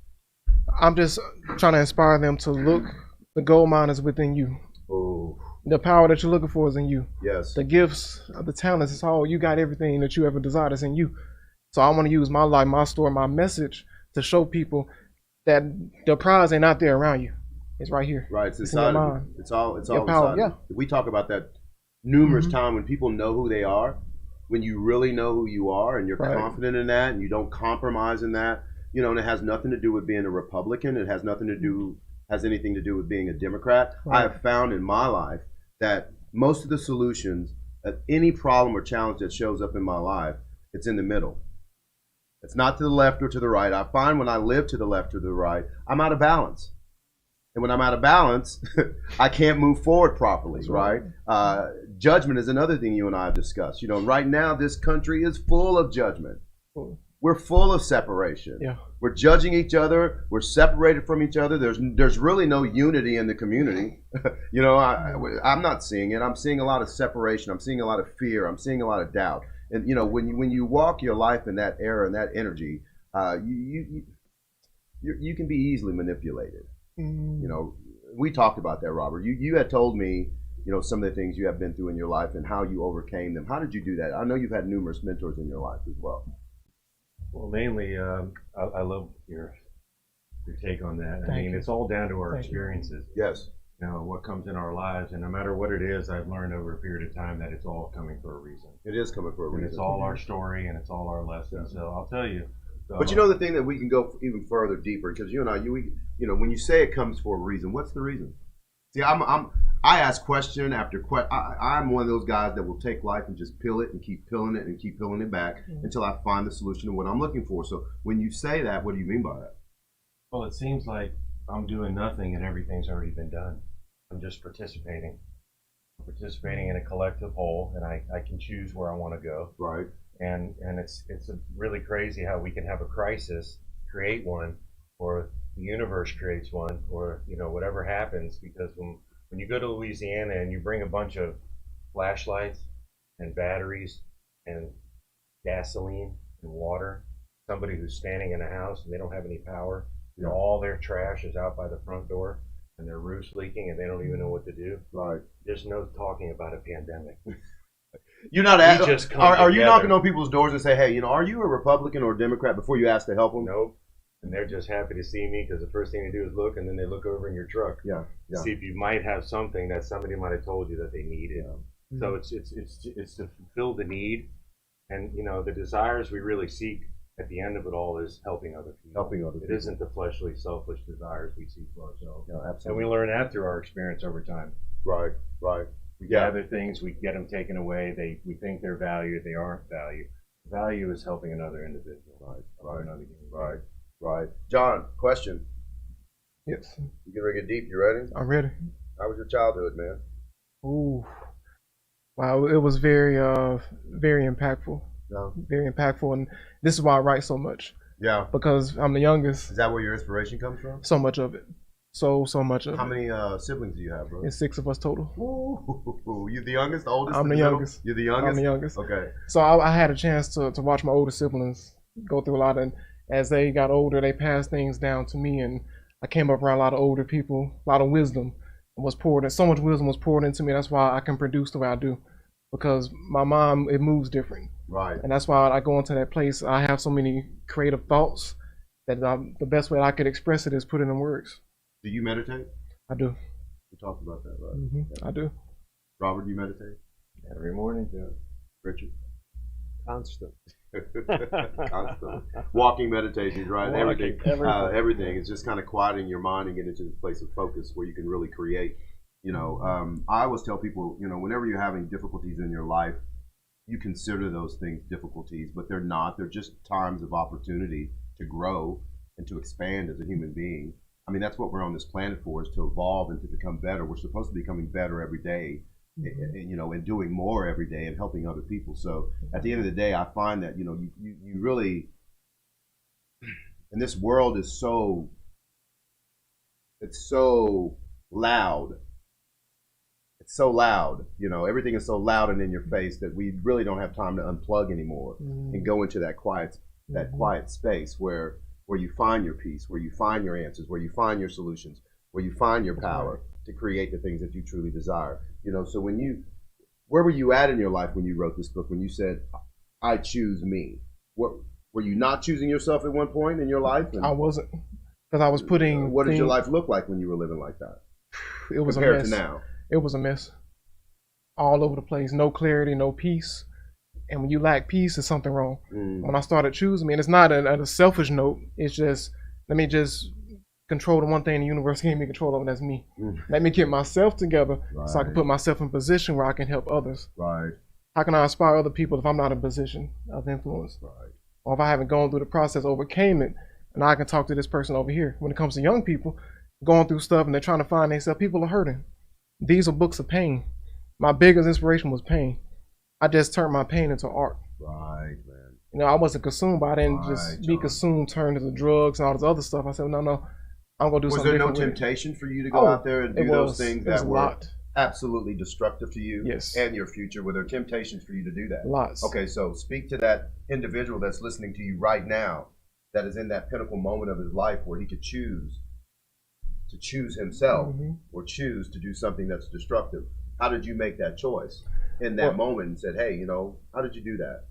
Well, first, I was around a lot of people who didn't make it to today, who lost their life because they were in those places. I was close to it, close enough to see, and I was with them walking on that same path. But it got to a point I said, well, for whatever reason, I was protected from that. I hate it. What do you mean some other reason? You already know it was your grandma's prayers, bro. Something bigger than me. Grandma prays for us, right? That's how you protected in those times when we were being idiots. I know that's what I was protected. Yeah, my grandma, my mama was praying for me when I didn't have no clue about who I was or where I was trying to go in my life. You know, absolutely. So you had some good people around you, I would assume, that good people. Yeah, and in those moments you hear those voices in the back of your head when you're about to do something, but there's something pulling inside you. Say, you know what? Maybe you need to reconsider. Right. Let's really think about this. Right. You know, because I never wanted to let an impulsive decision cost me my life. Right. Right. Listening to your gut. You know, a lot of us, you know, we've been taught by society not to listen to our feelings and our emotions. And Robert, you and I, we've talked about that. That is actually the two tools that the universe gives you to guide you through your life. You know, I mean, for so many years, I did not pay attention to my emotions. They were all over the place. I didn't realize that it was energy. It's energy. It's focused energy, and you're all over the place. So you're all over the place. You can't focus yourself to get things done. And not only that, I wasn't mindful of my words. Every time you're speaking, you're making declarations every day. You can make conscious declarations or unconscious declarations. And usually those unconscious declarations get you in a bad place. You know, so that's why, you know, it's very important that in this moment, we're talking about voting. It's very important that we're not influenced by the wrong people. And it's very important that we do our research. You know, the gentleman that was here before, he was talking about the fact that, you know, you don't see politicians and leaders, city leaders and folks like that until it's time for election. You know, my wife and I, we talk about that all the time. It's like, you know, you never hear from them. You never see them until it's time for election. And they've got their signs in your front yard on the corner of your neighborhood. They're doing TV. You know, it's like, hey, come on, where were you at? You know, we put you in office, and I want to continue to see you. You know, I want to continue for you to be in front of the community. I want you to continue to talk about what your agenda is and how you're going to unfold your agenda and how that affects me personally and how that affects my community. I think that's very important that we look for leaders like that, that are actually really going to stand behind what they say in that time. Well, I think the biggest problem is we, the people, have allowed the leaders to run us. Oh, absolutely. As opposed to us running. Absolutely. Listen, without the people, there is no government. And it's you know what I mean? And it's all about the money and the power. Yes. And the only way to do that, and you said, what would I do? I was in charge. Term limits. Absolutely. Term limits would Absolutely. stop 90% of this. Absolutely. These big pharma, all your major corporations are making our politicians rich at the expense of the public. Citizen. Absolutely. I'm seeing a major disparity right now. What's going on economically? I'm seeing the middle class shrinking tremendously, and I'm seeing the wealthy get wealthier. And I'm seeing those folks on the low end becoming more poor and in poverty, especially now in this moment where people are losing their jobs. Their finances are stressed. They're unhealthy. I mean, you got kids graduating today with huge debt. Yeah. And no job. Yeah. No place to go. To me, that does not speak prosperity, and I don't think we're going the right direction with that. Absolutely. I really don't. What about you, John? Do you think we're going the right direction with that? I mean, you're the youngest one on the panel here today. How do you feel about that? It's troubled times. It's troubled times, and Absolutely. it has caused a lot of depression. And a lot of times, even through social media, these platforms, you see people that like they're living their best life, having fun. They show you the glory moments, the positive moments, but when the camera's put down and they go home by themselves with those four walls, it's a different story. Yeah, we talk about that social commercial that we all wear, right? So here we go. Guys, we're winding down. So what I'd like for each one of you guys to do is just give a quick word of inspiration to our viewers and our listeners. What would you say to them in this moment when it's time to vote? What would be your message to them today, John? Just know who you're voting for, do your research, and just choose the person who you feel that will give the most back to you, who will help you and your vision for your future, for a better future. John, and you've got, just real quick, man, because I want Yes. I want folks to know about you, brother. You've got a couple books over there. Yes. What are the titles of those books? Yes, this was the phone you have. Yeah. I chose I me. Choose Me. Yes, that's my second nonfiction, but this is my very first book. Story about going to college, looking for purpose, overcoming obstacles, just trying to give young people some direction to focus how I overcame. Then I started a series, which this was like the positives in these, but I talk about the darker themes of the college experience. So this is a multi-part dark scandal. So you're talking series. about the light and the darkness. Give you both And sides. that's great. Of it, Yes. creating a sense of polarity so you can get it from both angles. Right. Absolutely. Because we got to talk. Life has negatives. Okay. It has its downside. So I got Darkness of Mine, A Lovely Savage, In Your Mind's Eyes, I Beg for Mercy, and My Best Kept Secret was my latest one, which I just released. So 7 books total, and you can find them on Amazon, Barnes & Noble, iBooks, Apple. So That's how they can find you? They can find you on Amazon? Amazon. Okay. I got the print book and ebook, and you can also follow me on Instagram, John M. Brown 93, and that's how you get in touch with me. Excellent, John. Thank you so much for being Yes, here, sir. brother. Yes, so sir. much. Thank you for having me. Word of inspiration, Robert. I know you got like a whole library. Yeah, I'll of them, keep it but- short. Anyway, we're fourth quarter people here. He's still in the Yeah, he's first still in the quarter. first quarter. Speak for yourself. Hey, but I think a lot of us were raised on very different core values on what's going on today. I mean, we didn't see color growing up. We didn't have this. It was more a country united. Today it feels like a country divided. Yes. So today let's get out, right? And Yeah. let's get personal and it's powerful to vote and do your homework to see who you're voting for in office. If we all could just turn around and come together, the whole energy would shift. We talk about as businessmen, you inspect what you expect from your staff and the people that work for you, right? I think we ought to keep that same philosophy and mindset when we're dealing with our politicians, inspecting what we expect from our leadership and holding them accountable to what comes out of their mouth. I think we need to do that and start doing that as citizens. Word of inspiration, what would you say to your Individuality. Social media is groupthink. And we all get caught You up said in groupthink. it. I love it. And you've got to do your own research and follow your heart and your mind. Absolutely. You've got to be the leader of yourself. And I know I'm going to say this, and this is cliche, but it is the truth. Change starts with you. You want to change your community, change yourself. You want to change your nation, change yourself. You want to change your situation, change yourself. And that all will just naturally happen, right? Yeah. So guys, listen, again, we're here at the Midtime Bar and Grill. We're down here, voter registration. Please come down, Houston, Texas. We want to make sure that you are registered to vote. We want to make sure that you are taking this moment to use your voice to guide this nation to a greater level. And we all can do this together. And I totally believe that if we would just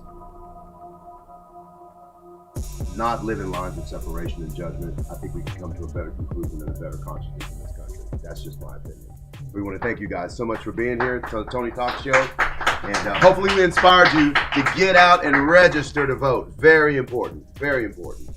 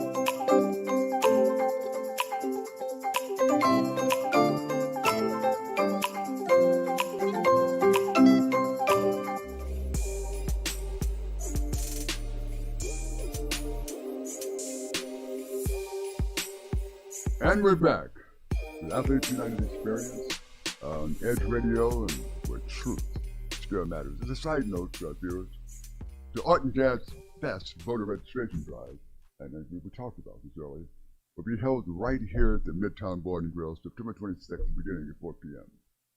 That is the Art Jazz Fest voter registration drive. So come on out, prepare to complete your civic duty, and vote your consciousness. Okay.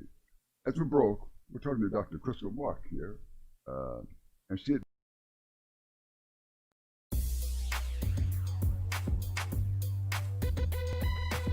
The Natural Nation Network is really about taking control of your health physically, spiritually, emotionally, even intellectually, because there's so much out there in misinformation. There's a lot of people now that are suffering from all sorts of diseases that they really wouldn't have to suffer for if they had better information.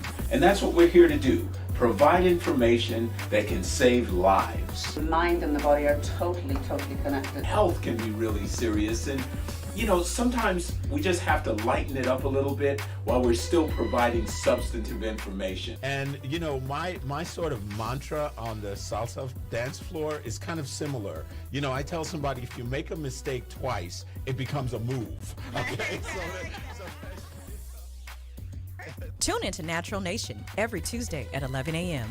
We work our whole lives to support our families. With one accident or illness, it can all be gone in an instant.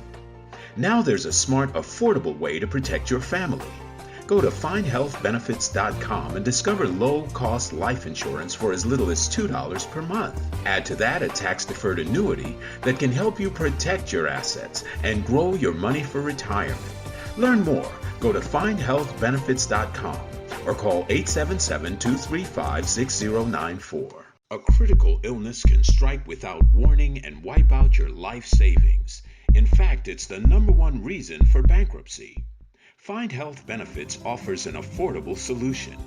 Get up to $50,000 if you get cancer, stroke, or a heart attack, giving you the peace of mind to focus on getting better while the plan helps you to pay your bills and medical expenses.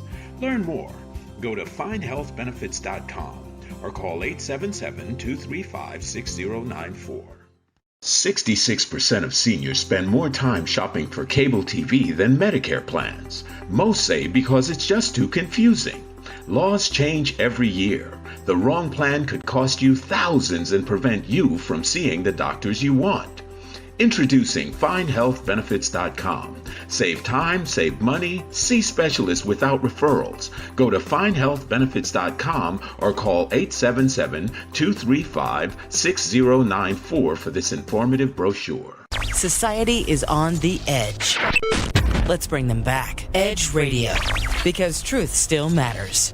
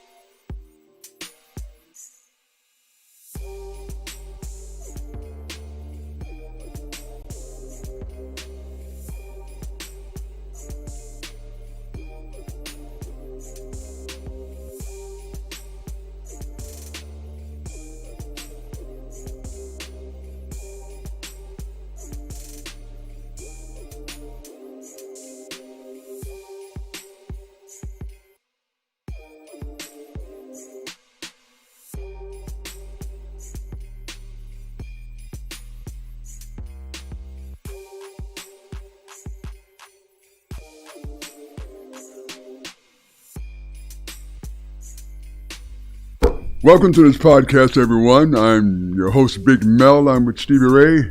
Huh? Hello, everybody. Indeed, indeed. I'm typically the host of a lively hour called Athletes United, which we put on the Edge Radio Network, and I have to mention where truth still matters. And I'm the host of the world's most dangerous radio show, Straight Shooting with Stevie Ray. Not as dangerous as the podcast, but very, very close.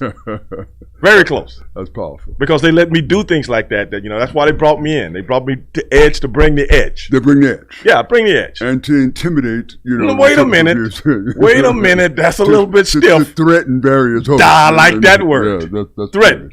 Not intimidate. Stevie Ray. Yes. Stevie Ray, listen. We have a condition right now, a social condition, if you will, and it's cultural. That affects the hearts and minds of all human beings. Mm-hmm. All platforms. For us, Catholics. Yes. What do you think of the cultural shift right now that's affecting athletes, and how urgency of BLM, hashtag BLM, is affecting the social position of athletes in an unprecedented way, it seems? Well, when it comes to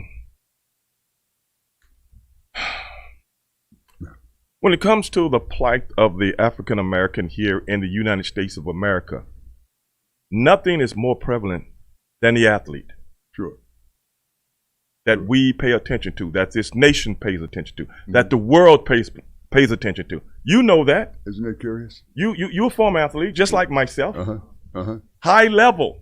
Isn't it people pay attention to that. And when guys take that platform and use it as a forum, what could be better than that? I can't think of anything. I mean, what could be more important than that? We've had black leaders who have those in politics, and, and social change. And have disrupted a lot of things that's typical in the body politic. And yet, we remember people like Jackie Robinson, Muhammad Ali. Athletes, as you mentioned. Exactly. Which shows you that they have a grand stage. They have a huge voice amidst this entire clamor. And I am proud personally with how some of these youngsters have positioned themselves. A LeBron James, a Dwayne Wade, a Carmelo Anthony, young sister from Japan. Would you give me a break? What's her name? Naomi Osaka? Something like that. Something like that, makes it clear, unambiguously, that she's feeling it from a soul and cultural perspective, and she ain't taking it, if you will. She would like to express her unity and her solidarity with this movement, man. And that's huge. That's huge. That's unprecedented. It is. It is. In a sport like tennis. Come on. Quiet sports. Yes. Conservative sport. Oh, God. Yes. And there's going to be blowback. Always that, blowback. Probably. Sponsorships and or those voices and powers to be within that damn environment called tennis. But something is changing. Think about it. Think about it. I feel something in the air. What do you think it is? Name it. Yeah, I'm feeling it too. I feel something. You know when I started feeling something in the air? I knew something was up. I'm very aware of certain things, Mel. Very aware. I'm with you. I can't name it. It's nondescript to me right now, but it feels differently, if you will. I was questioning things for a minute. But then I got up one morning. All right. I had my television on. I was looking at ESPN. You know what I saw? Yes, sir. They said Jerry Jones. Jerry Jones got up on the right side of the bed. How about that? Can anybody believe? That's when I was like. He must have drank some phenobarbital the night before. Something's going on, man. Yes. A movement, and somebody said this, I'm not sure who, one great critic said this, was something to the effect of, I'm going to butcher it, I'm sure, but something to the effect of, nothing is more powerful than a idea whose time has come, if you will. It's sweeping.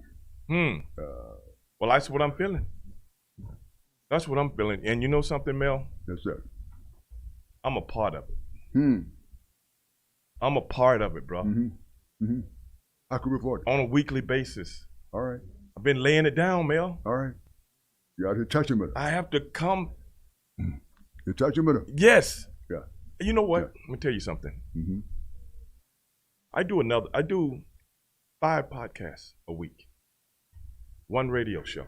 Busy man. And one of my podcasts, I don't know if I've ever told you about it, but it's called Black and White. Okay. I like the noise. Where we discuss things from a white perspective and a black perspective. And we try to come to a medium. Because cultures, sometimes people don't know other people's culture. Isn't that curious? You know the people, but you don't really know the culture.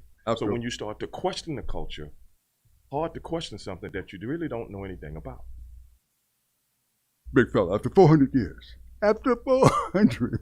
That's the most amazing thing right there. We don't know each other. Because you've been looking at things from the outside in, not from the inside out. My So God. you have a certain curriculum about what you're watching, My God. or what you're listening to, or what you're reading about. Because the same people and the same books and the same education that indoctrinates me indoctrinates you. Huh. Assembly line kind of They ain't the same. approach. You see what I'm saying? Think about that. So, our podcast has went from nothing to something. There you go. There you in go. about 6 months. Huh. Are you getting good viewer feedback? It's crazy. Yeah. Off the chain. Because you know, people look at me and they go, "Oh, I thought he just knew how to beat people up."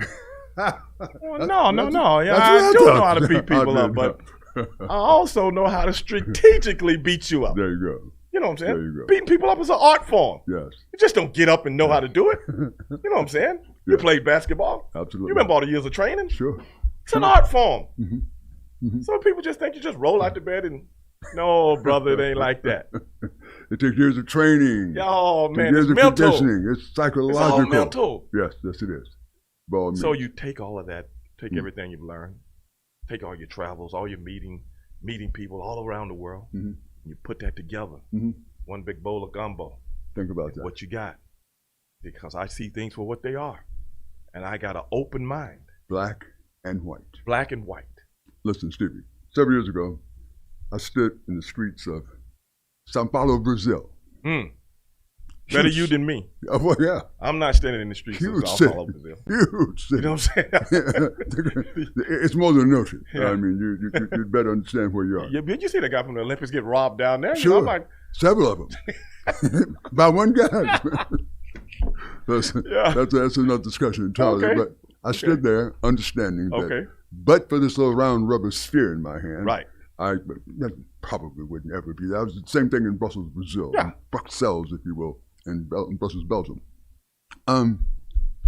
However, what I did notice, and it wasn't so subtle, is that irrespective of that culture being Brazilian, if Yes. you will, cosmopolitan, Yeah.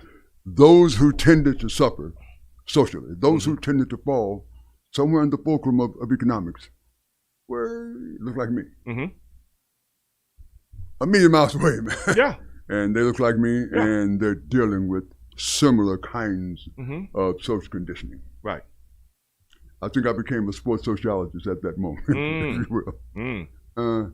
And we have to arrive somehow at a better understanding of what's needed. White Americans are going to have to learn a skill, acquire a skill that they've heretofore never been required to have, and it's called collaboration. Okay. Demographics are changing rapidly. All demographers are letting us know that somewhere in this next 30 to 40 years, perhaps white Americans have become something of a class minority in terms of ethnicity in this country. If you look at the stats, that seems like things are going that way. Wow. What, the next 20 years, I said? 20, 25 years? Something like that? That's rapid. That's rapid. But the way I look at it is this. Power is power. Whether it's a few or many. And power is self-perpetuating. Yes. you get power to acquire more power, if you will. Yes, absolute power. It's contagious. People love it. Well, here we are amidst what people are referring to as a colossal pandemic. Yes. With an election coming up that's Yes. tenuous at best. Steve, what do we do, my man? What do we do? You know, what are we doing today? First annual voter registration. Voter registration. Midtown Bar and Grill. By all means. That is what we are promoting today. Huh. For people to come down, get registered to vote, go out and do what we all should do as Americans, constitutionally. Absolutely. Absolutely. And vote to make change. Here's a subtlety that I want to just sort of interject in here if I could. This is the big 4-year circus. Yes. If you wait until we see this, it may be too late. You know, all politics are local, some famous politicians said. And sometimes that can be more important. Absolutely. To certain communities. You bet. You know what I was doing today before I came over here? Okay. Let me in on it. You know I'm into local politics. And I'm sure somebody... I try to make a difference. I was doing a food drive for one of the local politicians today. Wow. I don't want to mention the name. Okay. They didn't pay me to promote them. Mm-hmm. But if they had, I'll sneak it in. I'm sure you would. But that's what I was doing today. A food drive for the less fortunate. How about that? I mean, it's important stuff. Local stuff, but very important. I come from the perspective that you have to perhaps think globally, but act locally. Right. Your homeowners association, right? Your mud district, your school district. These little organizations have taxing authority, man. Tell me about it. They can make a difference in Hey, your I've life. been through it. And the ideas that somehow are developed there find their way up to the State House. Yeah. Yeah. Yeah. Which eventually finds its way into public policy. Exactly. Boy, come on. Come on, bro. So that's why, you know, when we do what we do, when we put these people in office, you have to hold their feet to the fire. Keep hearing that. Yeah, man. You guys agree with that? You guys agree with that? I heard somebody give you an amen. By all means. By all means. We have to. Because I heard some people talking earlier. Can't remember exactly what was saying. Where they said the politicians only come around when it's election time. That's why. That's very true. They come around because you are complacent with what they do. Take them. Do not take them at their word. Take them at their action. There you go. And you hold their feet to the fire. Because the only way you're going to get change is to demand it. Absolutely. And when they don't do what you expect for them to do and they promise to do, you get rid of them. Simple as that. Yes. Don't be like the Roman Empire. Huh. I fed you good. I entertained you good. And you forgot about what I was doing to you. That's what we see in American politics, state, local, national, all the time. Because everybody too busy to look and see what's really going on. So it's just a variety show, and we get lost somewhere in there, huh? Man, variety or reality? I hear you. Carol Burnett was variety. Real Housewives. We're going to hear that kind of songs. I'm reading you. I think, you know, but I think somewhere in the middle of that. Yeah. In the middle of both of them. Yeah. And is that what we are?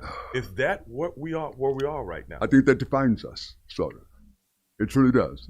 We've gotten, I think, deliberately sort of complacent, and we're sort of disinvolved to a large degree.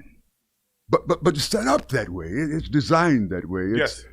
As I mentioned earlier, it's there to re-perpetuate itself. Yes. Yes. And keep you at arm's length. Feed you like mushroom, and consequently, Well, you know me, Mel. I don't know about you. I don't know about all the other participants that are here for Edge Radio TV.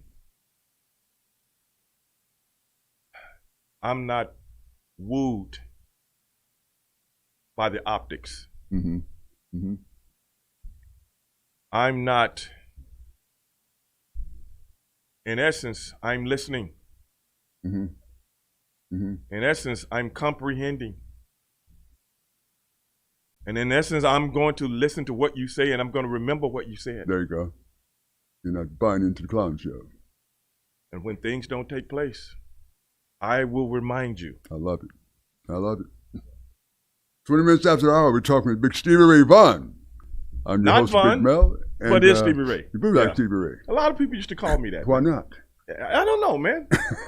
You know what I'm saying? I'm like, wait a minute, dog. Yeah, I don't play a guitar. And you weren't supposed with to a make feather that. in my hat. You weren't supposed to make that distinction. We're supposed to move right on. You know, we'll be back I in a love the moment. guy, though.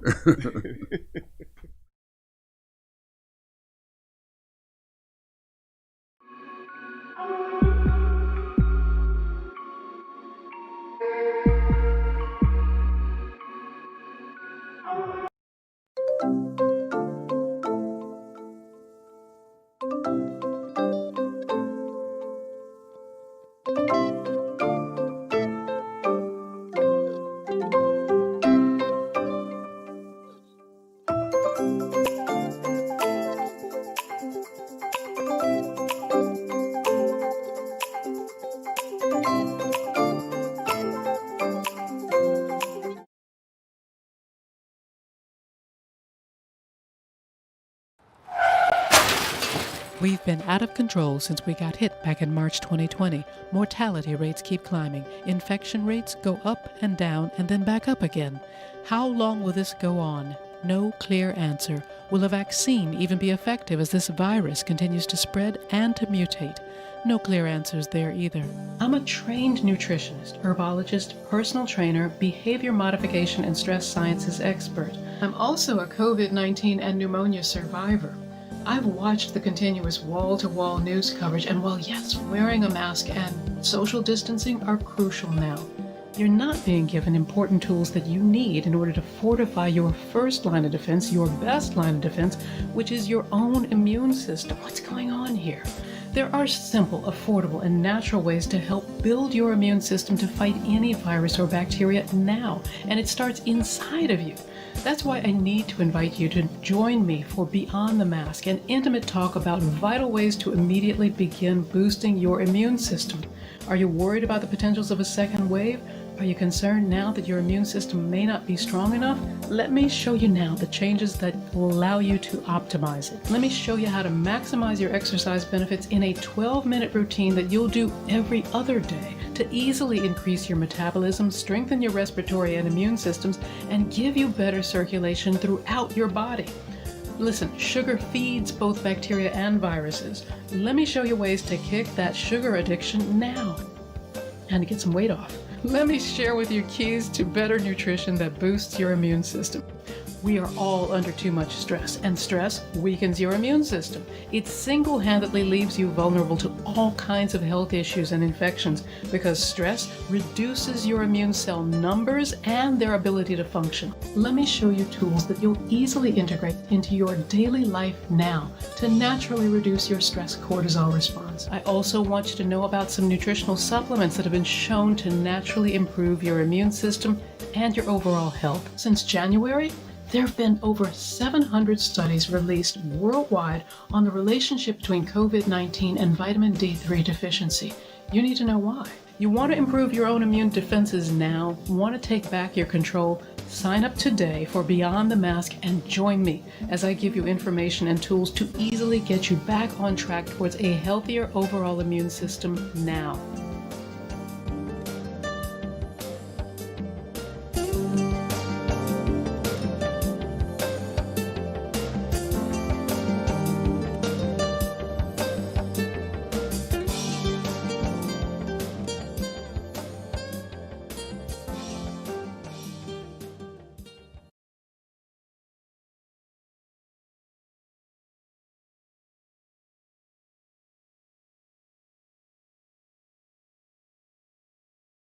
We work our whole lives to support our families. With one accident or illness, it can all be gone in an instant.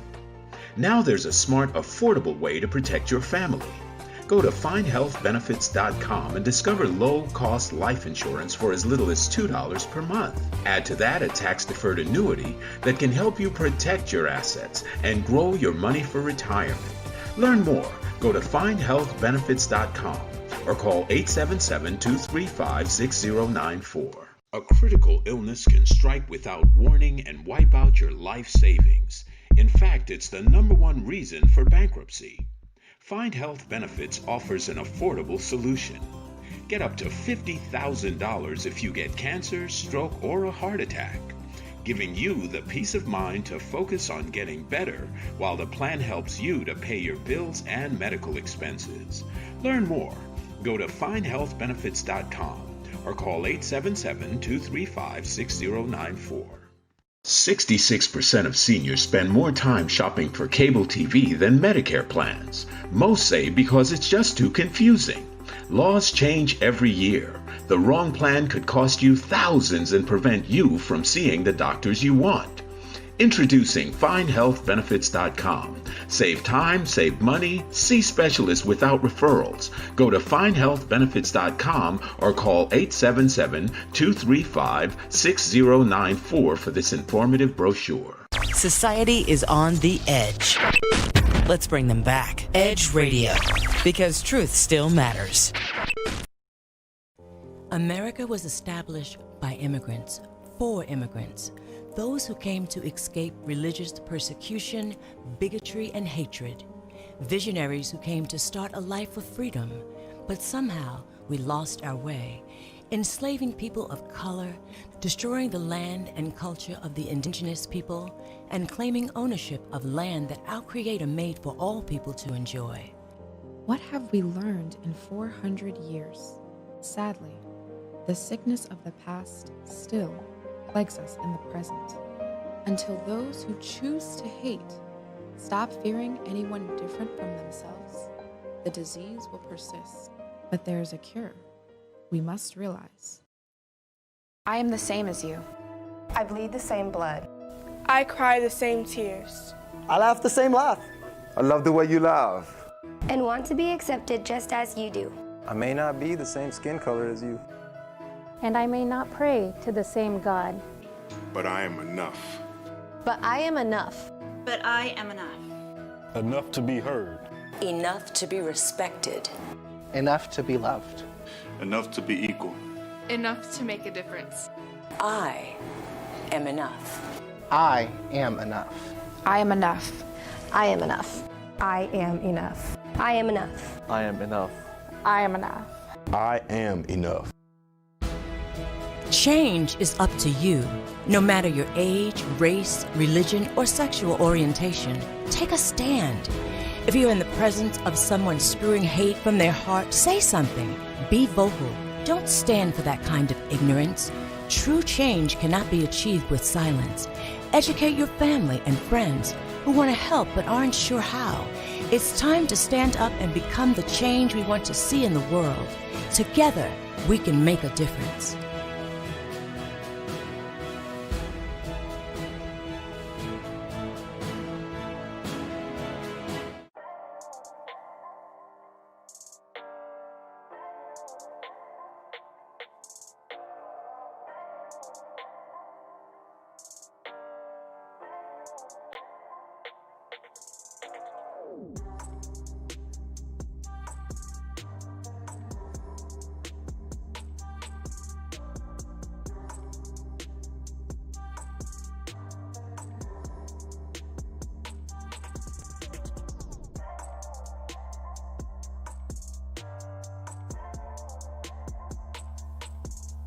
Hey everybody, it's your girl Simply Tennille here, live from the voter registration drive at 415 West Gray Street at Midtown Bar and Grill. The edge is getting edgy and it's your girl. You know I am here and we have so many things to talk about. I just wanted to liven it up for a second, get on the air in front of everybody. We need to definitely talk about why you, Miss Lady, came to support the voter registration drive today. So first tell everybody who you are. Absolutely. Well, my name is Cheyenne Cudjoe, and I am a visual artist. So, of course, the topic of conversation with voting is always about getting your voice heard.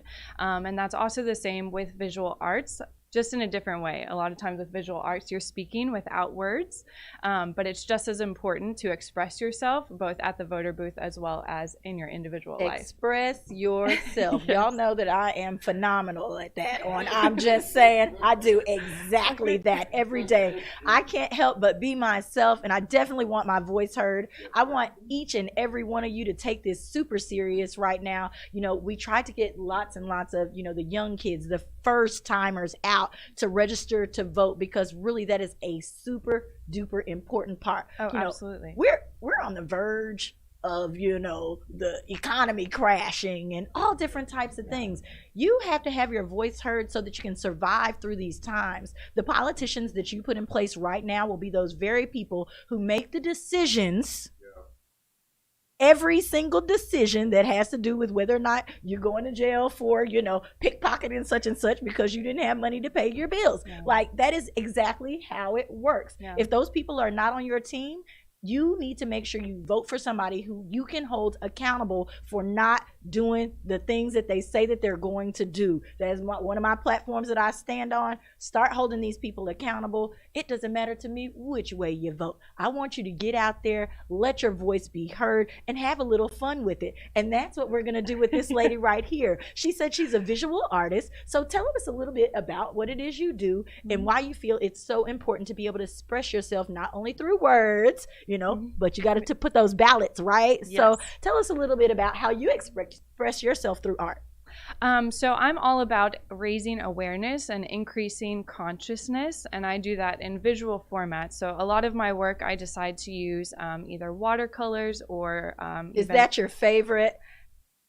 My favorite kind watercolors seem a little messy. You like to get your hands You know, dirty? It's such a dichotomy because it has so much freedom, but you can also be very controlled with it. So it is a challenge to utilize a lot of times. That may be why I like it. Okay. But I also do acrylic and oils, and I do like to get my hands dirty with some woodwork and some carpentry. So I do have my set of power tools. Yes. Okay. So everybody, you see how important it is when you do hone in on a skill. You need to be diverse in that thing. We need to be diverse in making our decisions.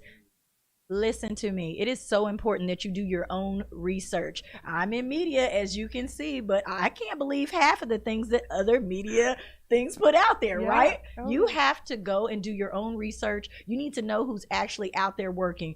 The Edge Radio, we're here. We're in the community right now. We've invited several people out to come and speak to you and tell you what's the real and what's going on. And then you got to hold them accountable once they do what they say they're going to do. Absolutely. I think just as important as doing your research and understanding who you're voting for, I think it's equally important to do the research on yourself, understand who you are as a person. And you talked about being real and expressing yourself for who you are. I think so many people are afraid to do that. They're afraid to be themselves for fear of judgment, for fear of ostracism, for whatever the case may be. But I think in order to really truly be able to get behind our political leaders, you need to get behind yourself, know what you stand for individually, and then you can find that in a political leader. And definitely know the hard-hitting topics that affect your community and where you live, because that's a hard thing. You know, it took me forever. I was living here and I couldn't understand, you know, why I couldn't vote for the mayoral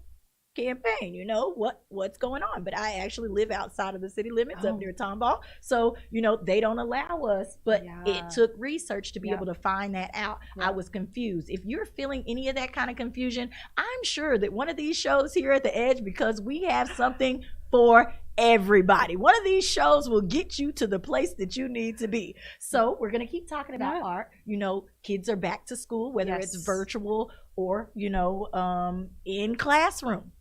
We're going to talk about them going to school, learning the art, lots of art forms being taken out of the schools right now because of funding and different reasons. Why do you feel it's important to have art in schools?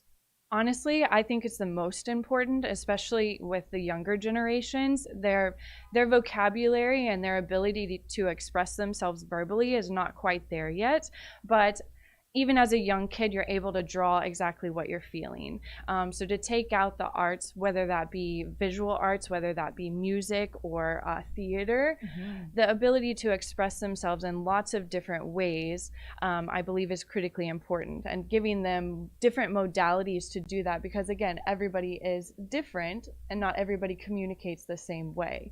So they need to be exposed how to express themselves by being exposed to diverse ways of doing that. All right. Did you hear that? Diversity. Yes. Tell everybody a little bit about where you're from and how you came to, because you could pick several different types of art. Yeah. What kind of let you know that painting was your thing, if you will? Well, I've always been interested in the arts. I actually started off going to college to be a doctor, and then I had an art minor. But painting specifically, I felt I was able to do a variety of different things. I can paint on a flat surface, I can paint on something sculptural, I can paint something realistic, I can paint something abstract. So I liked the freedom of being able to do that, and I think I'm most comfortable with a brush in my hand. Okay. Yeah. All right. So what do you do outside of painting to relax? I work out.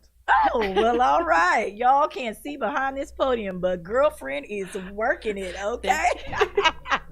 So that's fun. Right now during this time, staying in a healthy mental headspace is another big thing. Art is one of those things that you can do that. Working out is one of those things that can do that. Just to talk to people in regards to art forms and helping people mentally, what's one of the things that they kind of suggest that people get into during a time like this? We're in a pandemic, we're voting in a new president or not, if you will. What's one of the things that they suggest that you do to keep you in that mental headspace when it comes to art? There's lots of different things. I talk to a lot of people about being an artist, and the first thing that they say is, oh, I could never do that. My stuff would turn out terrible. So little things like doodling, I mean, that is an art form. That's Some very of the most relaxing. Terrible pieces, though, turn out to be the best things. Everybody else is like, man, that's amazing. And you're like, I just scratched that out, They also have, adult coloring books now, which I think are really cool. So mandala type things, just very meditative, relaxing. Fun things like, again, maybe not with the pandemic, but things like painting with a twist, group type of format. So you can do that with a spouse, you can do that with a friend. And still social distance. Absolutely. I mean, that is a perfect option. Yes. And get a little drink on the side. I just think taking away the expectation of what that piece is going to turn out like. I think so many people stress about the end product and they forget about the journey. They forget about the process of painting, and it's the process that becomes very relaxing. So you can do colored pencils, you can use crayons. For me, all art is acceptable. So whether that be craft or whether that be what's considered fine art like oil painting, you can get involved in any way and it still be art and relaxing to the mind. Okay, well, let's say this to the parent out there who's always saying, I don't want my child to be a starving artist, because I love to encourage kids to do different things, but I also really love to talk about the business side of things. I'm a business person. I'm driven toward getting the dollar. Okay. So tell me, is this your full-time gig, or do you do something else on the side, to keep yourself afloat? Let us know what's going on here from the business side. Yes. So I have lots of different passions, but art has a very big priority in my life. So I'd say that's probably about 50% of my income. Okay. And then the other 50% is another business that I have with my husband in regards to helping heal the environment with solar. Oh, well, great. That sounds interesting too. But I got would a little brain and a little art. I would encourage all of the parents out there that have children that are interested in pursuing the arts to encourage them.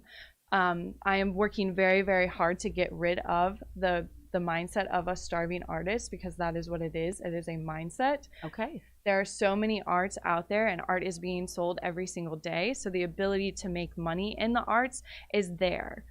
All of it is just about a mindset. Okay. Asking the question, how? And we talked about this behind the scenes just a little bit. You know, I know a lot of y'all may not know I have 7-year-old twins. Yes. They are very much already going to YouTube, learning how to draw different things on, and that's why I thought that this was really interesting and something that we needed to talk about, because it gives them a release. They are watching a lot of computer nowadays, ladies and gentlemen. If you can pull them away for 20 minutes, if it is, you know, because school is all day on the computer, then they want to play the video games all night, you know, you got to find a way to pull them apart. And, you know, hand painting and stuff like that is very interesting for young kids. They like doing stuff like that. Find a way to pull them away from the screens. Okay, absolutely. So art is a perfect way to do that. I want to encourage everybody to follow you on social media as well. So tell everybody where they can find you on social media. So social media, both Instagram and Facebook, Elvin Original Art is where I can be found. I do a lot of commission work, and I also do a lot of just personal made work. So I can be found there. Last thing, how did you get hooked up with The Edge today? So The Edge, I was introduced to Oscar. So my wonderful husband actually met Oscar, and I had the pleasure and opportunity of becoming part of Edge as well through him. So all right, ladies and gentlemen, love what he stands for. Okay, so remember that The Edge is here for everybody. We are not set down to one thing. We are broad and open-minded. We want to talk about all of those topics that you guys have out there. We definitely need y'all to pour those into us. Make sure you follow the Edge Radio Network, which is where we are here today with Miss Cheyenne, and we're talking all about art. We're going to let it go because there's so many other interesting people that we have to introduce you guys to today. I am simply Tennille on social media, on Instagram. I like everybody to follow that page because I don't have to worry about trying to delete somebody for you to come on. So ladies and gentlemen, we are here at the Edge Radio Network. I am the host of I'm Just Saying. You can catch me at 8:30 a.m. on Tuesday and Thursday mornings, and we'll be back.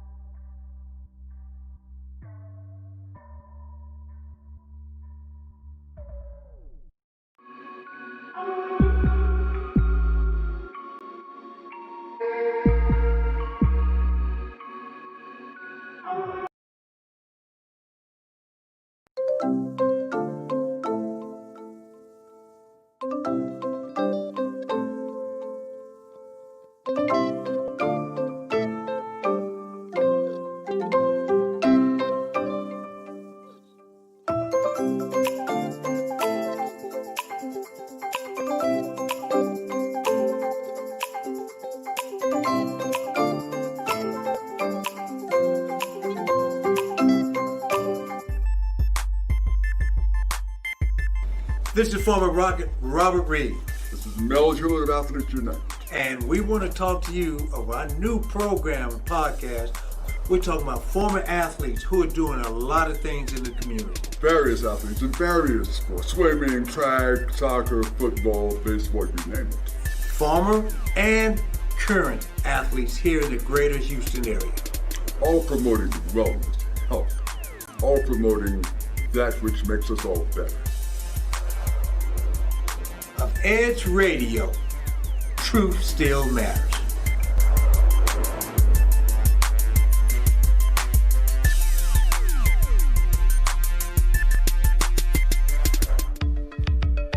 Are you a small business owner concerned about the downturn in the economy?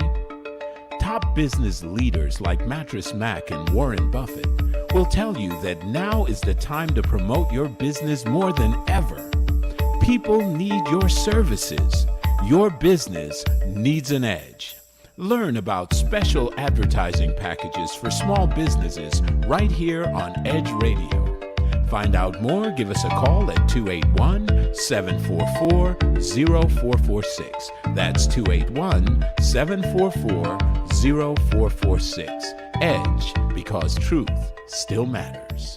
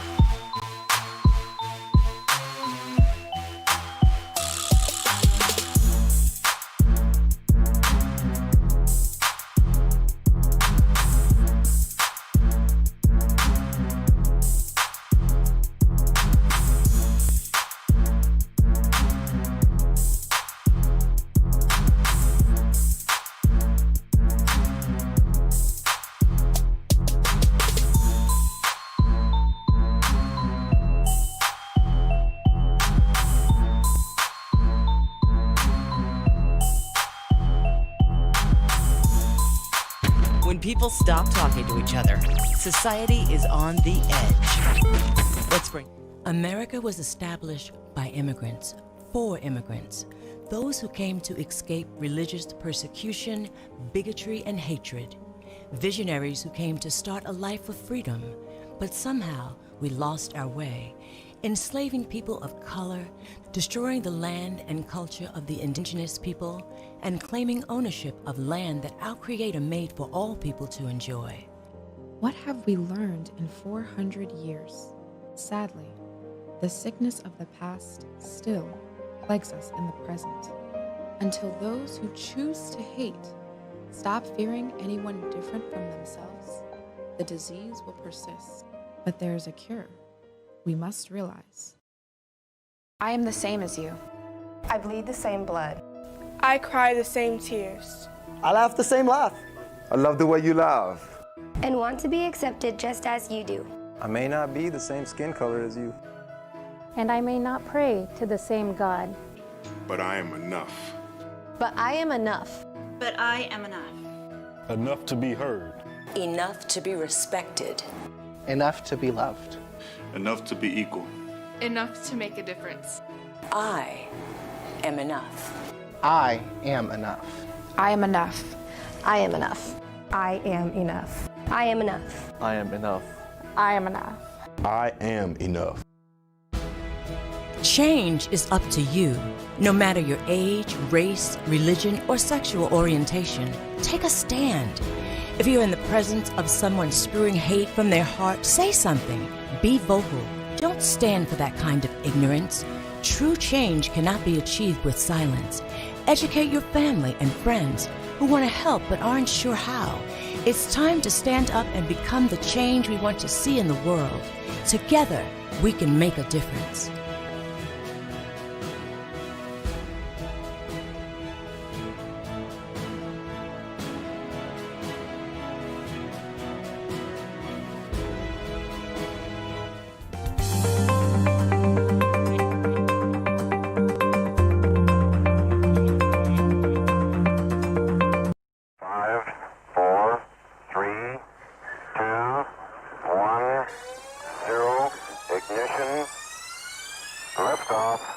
Don't push me because I'm close to the edge. I'm trying not to lose my head.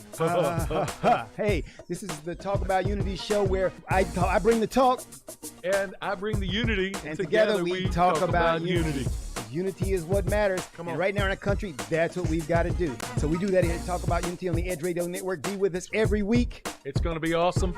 It always is. And I tell you what, the more we seek first to understand, then be understood, we make progress. And we like to do that. And that's why everybody's on the brink. We love what we do at Edge Radio because everybody's on the edge. We bring them back from the edge and we bring the unity. So we're just glad to Edge Radio Network every Tuesday morning, 10 a.m. Talk About Unity because here at Edge Radio Network, truth still matters.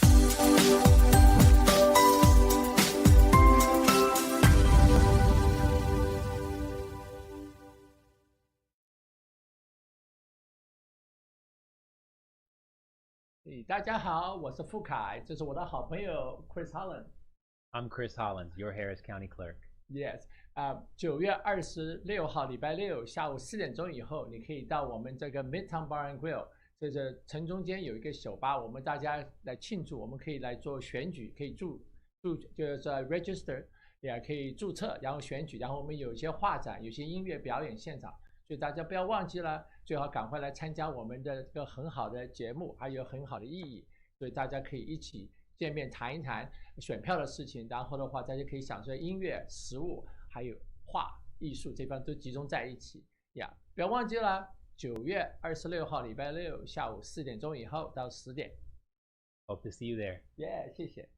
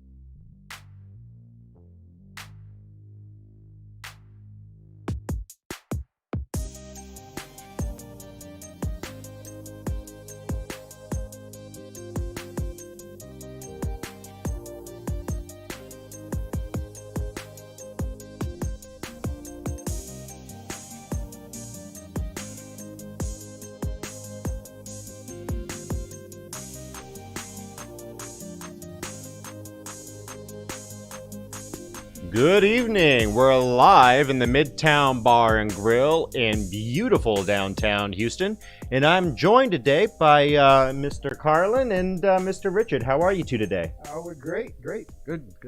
Glad to have you on. So I want to ask you guys, we've got an eclectic group up here. What do y'all think? Back in the last decade, towards the end, 2007, 2008, 2009, people thought race relations were on the mend.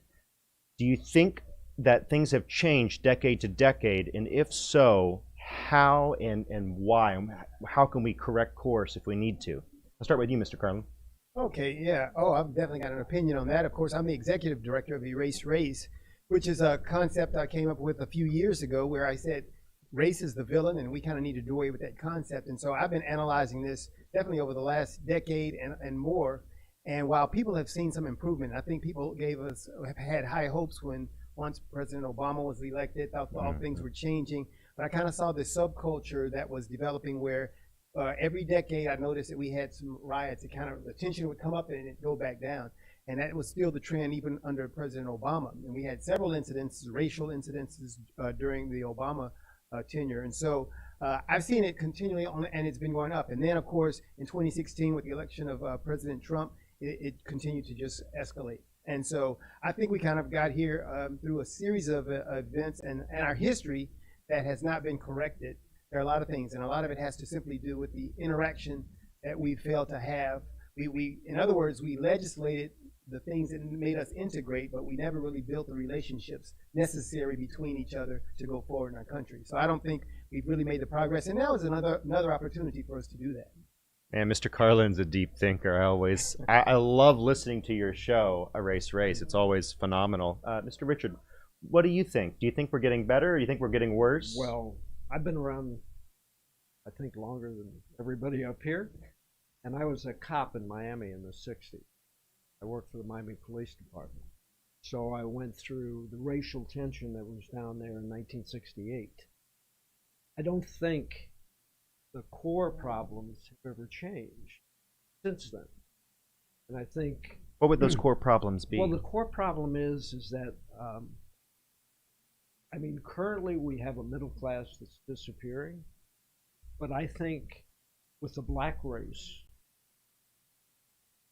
there were people that were relegated to being poor and have been kept poor by politicians since I can remember.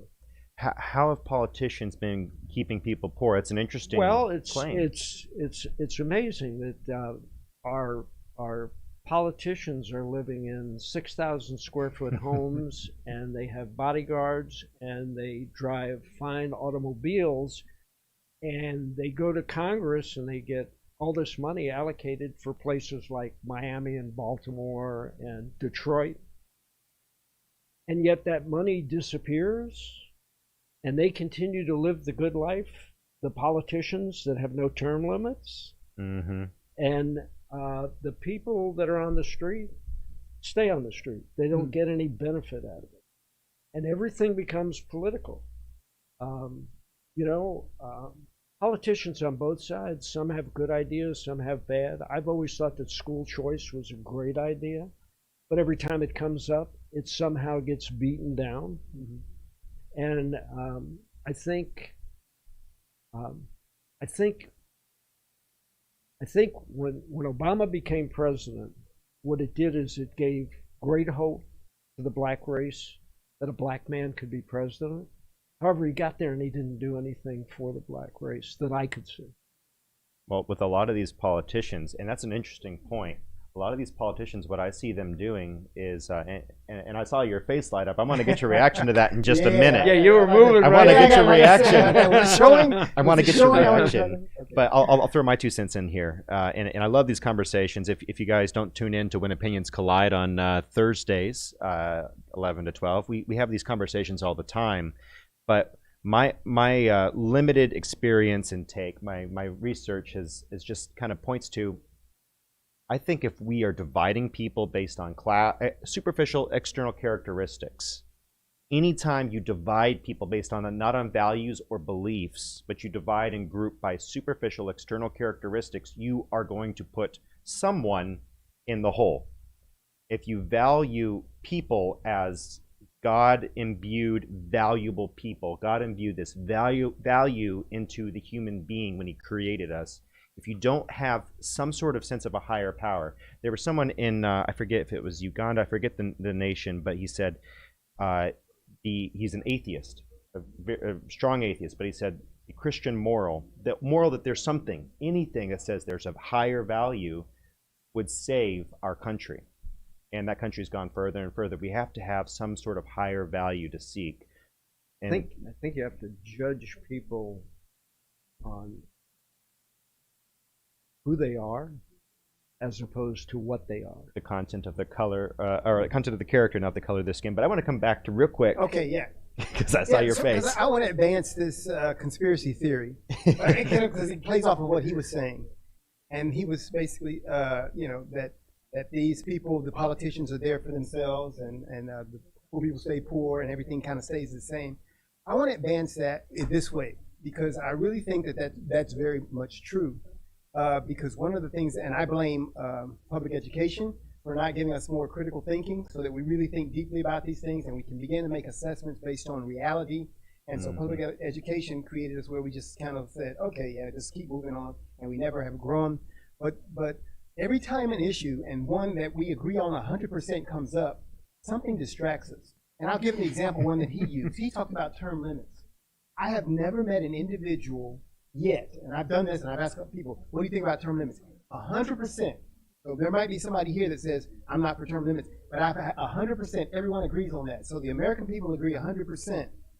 If that happens, and a politician, which happened last year, about 10 months ago, a politician brought that up and said, a senator said, we need term limits. Amazingly, this event happened, this huge, Black Lives Matter was funded, and now everybody argues over Black Lives Matter or All Lives Matter or Blue Lives Matter. We argue about that, Absolutely. And we forget about the fact that everybody agreed on term limits, and nobody addresses that. So that's my conspiracy theory. I go, whoa, big distractor. And I think there's something to it. Well, how do you line your pocket if you're limited in term? Agreed. As a politician. Of course. You have politicians that have been there for 40, 50, 60 years and have never done anything else in their life and have amassed this great wealth. Well, how do you amass that kind of wealth? Yes. Well, you know, if you push what gets you wealthy, like the teachers union, or like big pharma, you know, the cost of drugs. I mean, I went through cancer for 27 years. So sorry. I looked at some of the bills. Luckily, I had insurance. I looked at the bills. They'd give me an infusion. $52,000 for a quart of something. Well, that's now, another conversation to have why the government shouldn't be involved in regulating that. But right. they're just bad at everything they do. But it's all into the same bucket. And the problem that we have is the people that we put in Congress, in order to do something like term limits, you need a supermajority. 51 votes don't hack it. Well, we've had supermajorities before and not gotten anything because certain people are beholden to special interests. Exactly. And if you look at it, whether you love or hate Ted Cruz, most people can get behind this when he said this. He said, most politicians, they weren't the cute one, they weren't the cool one, they were not the jock. They're old, losing their hair, and they're stupid, and they're 40 years old, and the only thing that they have is, yes, Senator, yes, Congresswoman, yes, whatever it is. They love that fame and that power. And so they'll do anything to stay in power, including promise the world and deliver nothing to the community that they swore to uphold their values.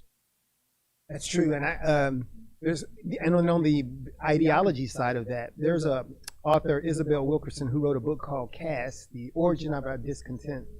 A book, it's number 2 on the bestseller list right now, which makes a really good case for where we are with this concept of race. And it basically says that we've built into America a caste system, and which I call race. She defers to it as race summit. If she said race the whole time, it'd be exactly my belief, because she says that, and it doesn't allow people to escape out of that situation. And so that kind of feeds into all this. It feeds into not just skin color, but how society sees you, and you can never escape that thing. So people who are down there, and politicians have a reason to keep them down there because they're in that class system.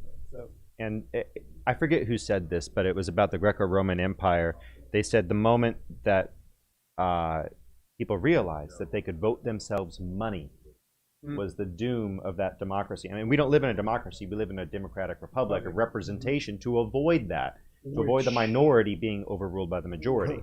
Which now has become somewhat worse if you look at what's going on during this pandemic. Now we have fiefdoms that are built in cities where mayors now have the ability to say, you can or cannot do this, or you can or cannot have that.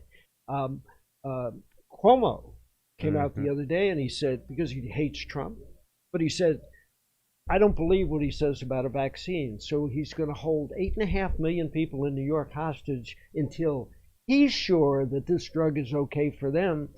Last time I looked, we were in the United States. Why can't I make my decision whether I want to take it or not? Yeah, so that's an interesting conversation on sadism. We could get into the COVID thing. I'm hoping to have some doctors to come on and talk about that, but absolutely. I could act like a doctor. I don't play one on TV either. So what do you think about that? The whole situation with COVID, there are folks who blame that on, they said that because it affects certain populations more, it is a racist, or it's a race issue that is causing that. Yeah. And so once again, and race is a catch-all for everything that happens. First of all, you don't get to double down on it simply because you use it in the first place. If you have people segregated and separated based on skin color, and then if the hurricane comes into town and it hits one particular part of the town, then it would get a large majority of that percentage of the population because they're all together. So we've doubled down on it by, first of all, installing racial ideas, racial practices, segregation, and so anything that happens then becomes race. And so it furthers, it makes everybody go, wow, it reinforces the fact that, wow, race is real, because they look at the results. from what they've done. Well, it's confirmation bias primarily. Bias. But then, if you want to talk about systemic discrimination, obviously we had real systemic discrimination not in a lot of people's recent memory. I mean, as late as the 60s and 70s, 80s. But some people say there's systemic discrimination today, and I don't know if I would agree with it in the term of the 60s or 70s, but I think there's a new sort of situation that LBJ brought in when he started pushing, you can have this welfare check if the man's not in the house. Yes. You can have that. So what are your thoughts? I'm going to go to you and to you, and we'll come around. Well, two things. The first one is, when you say systemic basically could also mean that we've got poor leadership. I agree. So I would Amen. call, that's what's systemic. If you've got poor leadership, then they will continue to do the same old things, and they don't fix the problems of a bad system. Because they want to run the same issue. Yes, because a good leader will fix a bad system. I mean, you look at the system of slavery that we had. We got Abraham Lincoln, and that went away. Now people argue about that, but it went away. So that's the answer to that. And so I think you can do that. And then the fact that the follow-up, what was your other point you were talking about? So I was saying, ultimately, LBJ setting it up so that the man could not be in the home to receive welfare and targeting the black community specifically. Yeah, and so while you have a bad system on that side where he was doing those things, there's also some responsibility for the family and for the home, for people to say, okay, but I'm responsible. Oh, you mean people have agency? People have agency. My mom and dad were married 60 years, and they understood that it was their responsibility. We didn't get to use any of that stuff as an excuse. Nothing was an excuse. But now, government is dad. Government is dad. And so, Daddy, Uncle Sam. And so I could go and say, government, dad, you owe me this. And we make that when we fight for it. What do you think? That's a lot to come up on. I saw a movie, an older movie, a Netflix thing during pandemic, Sure, a lot of that going on. Jingo. And what stuck out, I mean, there was a lot of violence and all of this, but what really stuck out to me was that when he came in and destroyed the plantation, he destroyed the master, all the slaves that had a built-in caste system that was set up by the white master. They didn't know what to do.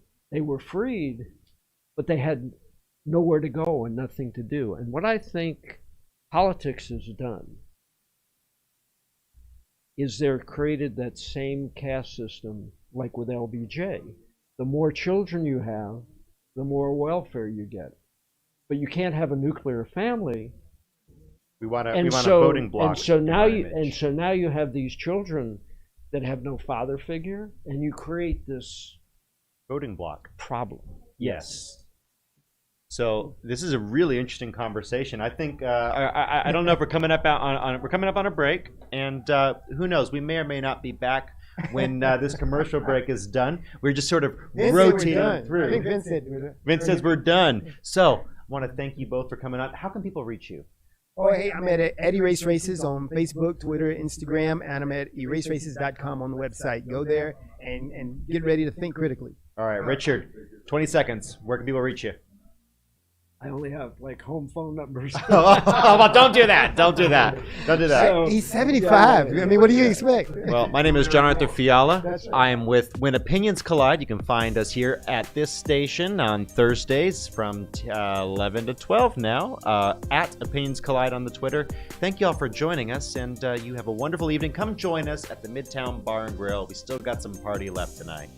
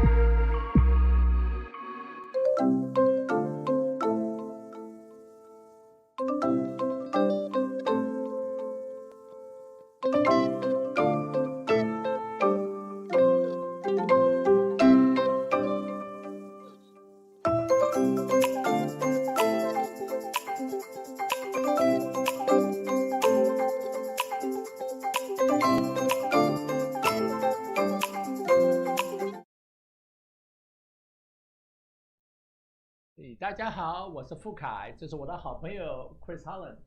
I'm Chris Hollins, your Harris County clerk.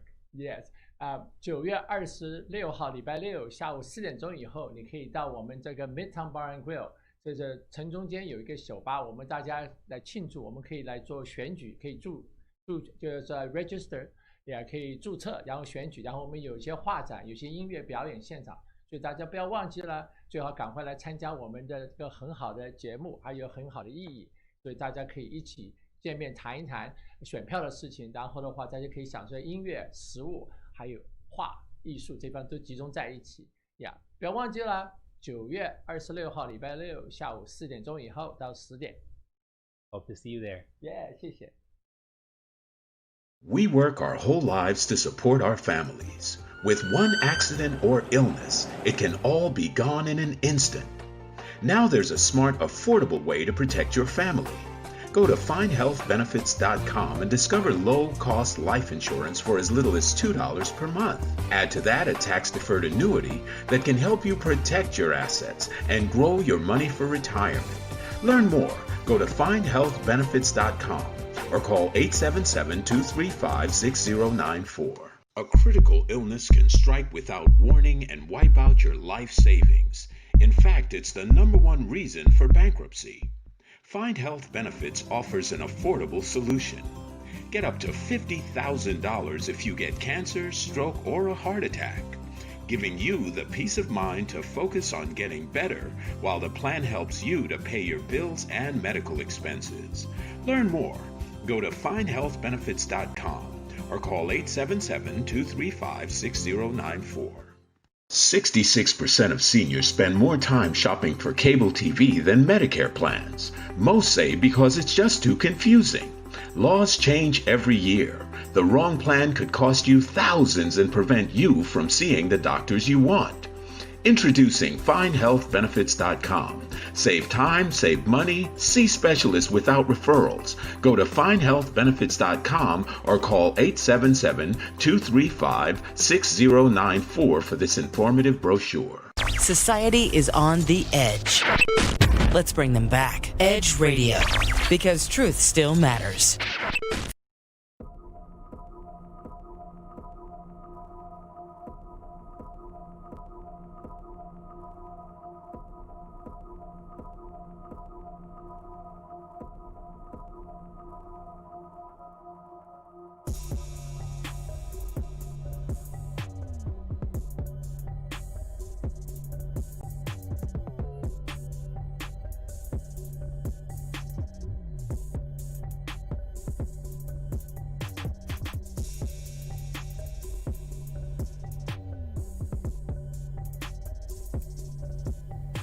Welcome to the Tony Talk Show. We are here on Wednesday mornings at 11 a.m. on Edge Radio. Today's mission today, of course, is to bring awareness to voter registration. We're down here at Midtown Bar and Grill in Houston, Texas. Down here having a good time, getting people registered to vote so that your voice can be heard. I know a lot of you guys, you sit back and you complain. What? Complain about what's going on in this country, right? Oh. But you're not voting. Hey. Is something wrong with that, Robert? Plenty. Your word is power. I hate those folks, man, that sit around and, our government's doing this and but you're not voting. You're not registered to vote. You have never voted. I heard something today that was absolutely insane, but I was really happy about it as well. This is Mike Tyson's first time voting. Wow. Yeah. Really? Did you hear that? Did you hear that as well? I did not know. You didn't hear that? Well, you know what? Before we get going real good, I better introduce you guys. So, of course, got Robert here from Heritage Contracting Services, right? Robert, why don't you tell us what you do? What is Heritage Contracting Services? What do you do? We are a business that's been around 35 years, started in Florida. We are roofing, certified roofing contractor. How long you been in the business? You've been in it for a while, haven't you? 35 years, Yeah, since yeah. before Hurricane Andrew in 1992. is when I started. Wow. Been through 28 hurricanes. I don't know. What did you do how many before tours. that, though? I know you were an artist at one point, right? Well, I'll tell you played- what. Well, What? I manufactured candles, actually. Really? Yep. I designed those few candle lines. I brought them to the marketplace, and I wound up in. Didn't think I was going to make it to 1,500 stores in 3 months. Wow. But I took a craft. I had to take the craft out of the craft, bring it to the production, and next thing you know, we were in Bed Bath & Beyond, Wicks and Sticks and Linens and things, and multiple catalogs and all that. So you got out of that business. Was in that business for 10 years. Right, and got into the... But I was into contracting before. My wife and I at the time got out of that, had an opportunity. Started in the garage, made it, So you were in business with your wife at one time. Right. That's challenging. I'm Right. in business with my wife. We'll talk about that a little bit more Work as well. comes home and home goes to work. Right? Exactly. But anyway. Well, you know what? And you the thing about work is that, you know, when you're doing things that you love, it's not work, it's passion. Sure. And it never turns off. You know, that's the thing that's where I am. It never shuts off for me. I wake up with a mission, and I try to accomplish my mission before I lay my head down at night. So also we have a great guest here today, right? Jay Hansen. Hassan. Hassan. Absolutely. Hassan, tell us what you do. Well, I came out to Houston to teach. I'm a speech teacher by trade. And, of course, Corona kind of shut the planet down. When you said you came to Houston, Jay, where'd you come from? I moved from El Paso. El Paso, Texas. Absolutely. And when I tell people what I do and what I teach, everyone has the same response. Oh, I hated that. I hated speech. Who wants to get up in front of people and talk? I get it. You know what cracks me up when people say that? Every day you walk out of your house, you're getting in front of people and you're talking. What's up with that? So everybody that I talked to, I hated that. You wouldn't hate my class. My classes were awesome. They were fantastic, and people liked getting up and talking because I would tell the kids at the beginning, first day, I do not care. Okay, let me ask you a question. What What demographic of kids were you working with, though? Oh, it was were there teenagers? Of course, it was high school age. Okay. So you're talking your seniors, your sophomores and juniors, Right. typically. Right. But I would tell them, I do not care what you think. I care that you think. Whoa. So if you're stop. I want you to say that again. Right? Say that slow again. I love it. I do not care what you think. I care that you think. And the main thing is, I didn't care if they disagreed with me on anything. Right. Call me an idiot. I don't care. Just I want to make sure your wheels are spinning. I want to make sure you are saying what's there. You know, I'll tell you something, Jay. I think one of the biggest issues that we have in this country right now is that we don't critically think. We don't look at the whole before we make a decision on things. You know what I mean? It's always slanted. It's always slanted to my perspective. It's always slanted to my religion. It's always slanted to my political view. Exactly. It's never let me look at it for what it is. Let me make my own critical judgment in thinking about it. Exactly, and that goes in with the confirmation bias. We're going to seek out information that confirms what we already think. So we can say, well, we're looking this up and we look this up, but you're really just looking for the parts that you agree with. That agree with you, right? So you can be right. Right. Now, well, that's a real big state of. That's crazy, right? That's crazy. What he's saying is right. So, well, sure, what is your perspective on that one? Well, any new information, the first thing we want to do is balk, and a lot of our thinking has been handed down from generations to generations. So, along with everything we've talked about here on the show since I've been around tonight, and it's just really at the personal level and at the local level is where we start making changes, like you do in the classroom. We do at the door. Right. Absolutely. Tony and I met because he's involved in solar. I'm in roofing. So we got the cake and we want to put the icing on it. Absolutely. It's a perfect match. And we met at the gym, doing flies right at the corner there. Absolutely. And long story short, he took a picture of my card or my sign on my truck 2 months before that. Yeah. Perfect. And lo and behold, through, paying attention to your intentions about how you want to collaborate to dominate your industry, make a dream work, bam, we meet in the gym. There it is. Like most of us and here. we both had the same mentors, pretty much. Pretty much the the same same we people. talked. It was like, it was So ridiculous. the law of attraction was at work.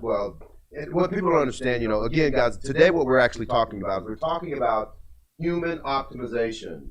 Human optimization. How do you optimize yourself to maximize yourself to achieve the things that you desire in your life? How do you do that? You know, I came from a very, very, very tough background, a lot of challenges in my life. And I know one thing that I had to change my life and to change my condition. I had to change my mind. I had to change what I was thinking. I had to change living a life full of excuses. I had to take responsibility for what I was thinking, take responsibility for what I was saying, and then I could take responsibility for what I was doing. And then my life changed. And I know you and we talked about that. And you had to do the same thing, didn't you, Robert?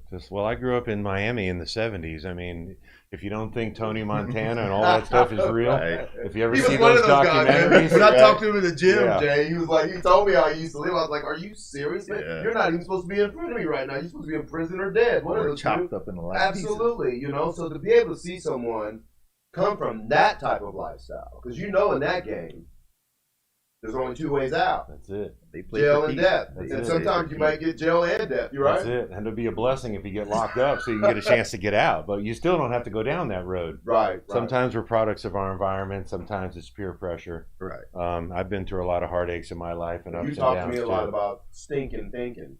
Oh, yeah. And, you know, today for me, I don't think, you know, drugs are really an addiction. I don't think porn. I don't think any of these topics. I think mainly we're addicted to our thinking. And everything starts with a thought, and then everything comes out in the physical plane. So, alter your thoughts, alter your life. That's a great book by Emmett Fox. Yes. It was written back in the 50s. And you know, they've been talking about that back before when some of us were born, trying to bring this new thought movement into where we, you know, we pay attention to our intentions and we take every thought captive. And we don't have to own these thoughts are coming from somewhere. We're not born with this stuff. So it comes from, you know, Pompous, it comes from the radio, it comes from the neighbor, it comes from somewhere. Yeah. And either we entertain it or we don't. And we, you know, but I think today, in today's society, we're more towards taking every thought captive now. And there is a shift going on in the world. Absolutely. There's still some resistance and people that don't want to change, the naysayers, the haters, that don't want to flip And those over. are the folks we need to get out of office. I'm sorry. Hey, listen, I'm going to tell you the truth. Those old way of thinking, those old ways of doing, just like what Richard Flom was talking about, we need to have term limits. Exactly. Okay, if I can get elected and stay there forever, that's not right. I mean, nothing in this and it's world. it's not to my advantage for anything to ever change. It won't. So if I sit here, I can keep it going. And the let me right ask you way. a question, Jay. Do you think that is the disparity right now that's going on? Why people are saying, "Hey, you know what? My voice doesn't matter." It is. Why should I vote, man? Well, You I know, mean, my one vote is not going to count. There are a million different reasons, but of course, one of them is the winner-take-all system that we have per state with the electoral college. I mean, no matter how many votes the losing party gets in Texas or any state, the winning party is going to get all of the votes, even if it was a 50-50 split or 51-49. I mean, that's not representative of what the people wanted, Absolutely. but that's what happens. And the distinguished gentleman earlier was saying, well, the black vote is like, what, 80-90% Democratic. So we need to, but our neighborhoods and situations don't change. So we need to be strategic with our vote. Well, yeah, but black people haven't voted a lot. Right. And I get it. I'm not saying, oh man, it's terrible. You guys just don't vote. No. My grandmother voted once in her life.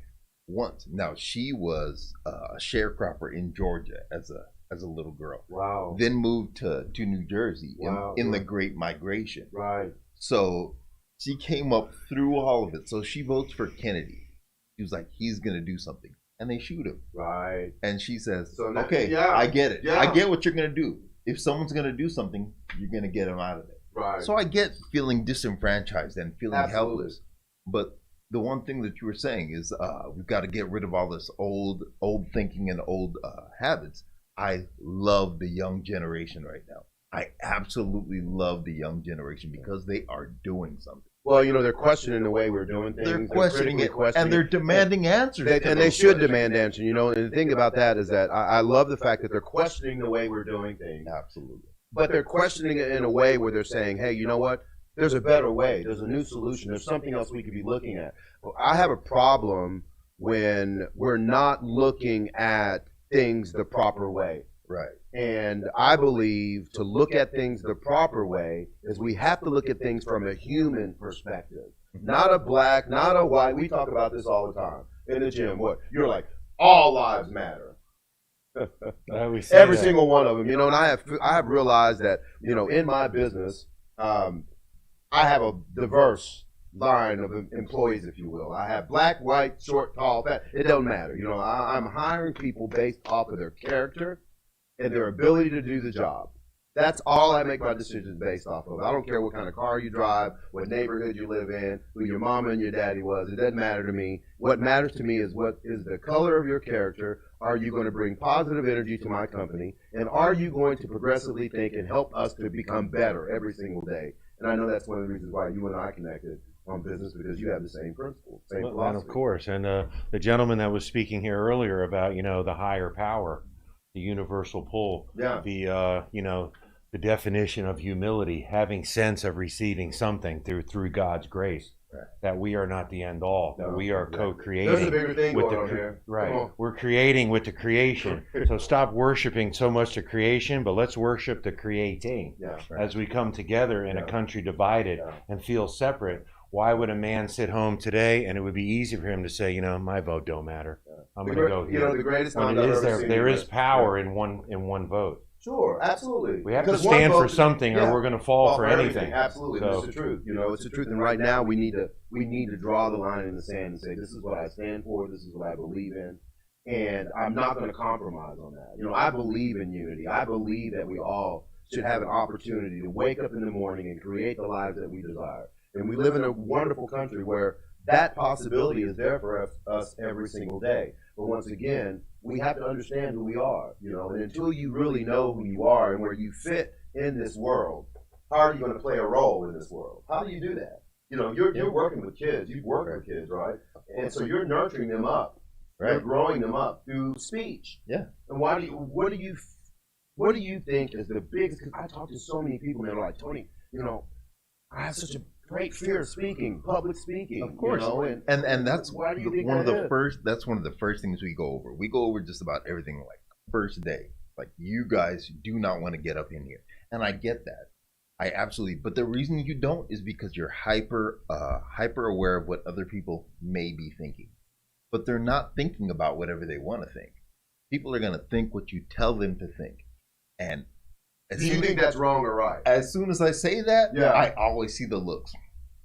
Oh, really? Oh, yeah. Yeah. And I say, see, you getting offended, you're not going to tell me what to think about. Right. Proves that you're thinking about what I just told you to think about. Right. Now use it to your advantage. If you don't want people looking at you, describe something visual. The brain is going to go there. Right. It has no choice. Right. The mind is complex. The brain is simple.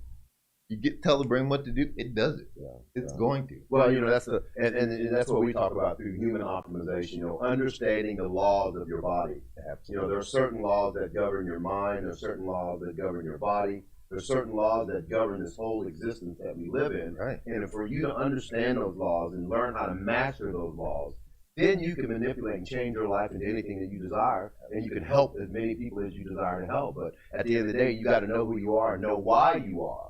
We talked about and chasing that almighty dollar is that, you know, the dollar is energy at a later date. So if you can find out who you are, what your passion is, and you can go out to a neighborhood, see somebody's need, go an extra mile, cut a few trees down, have a talk, see their desperation.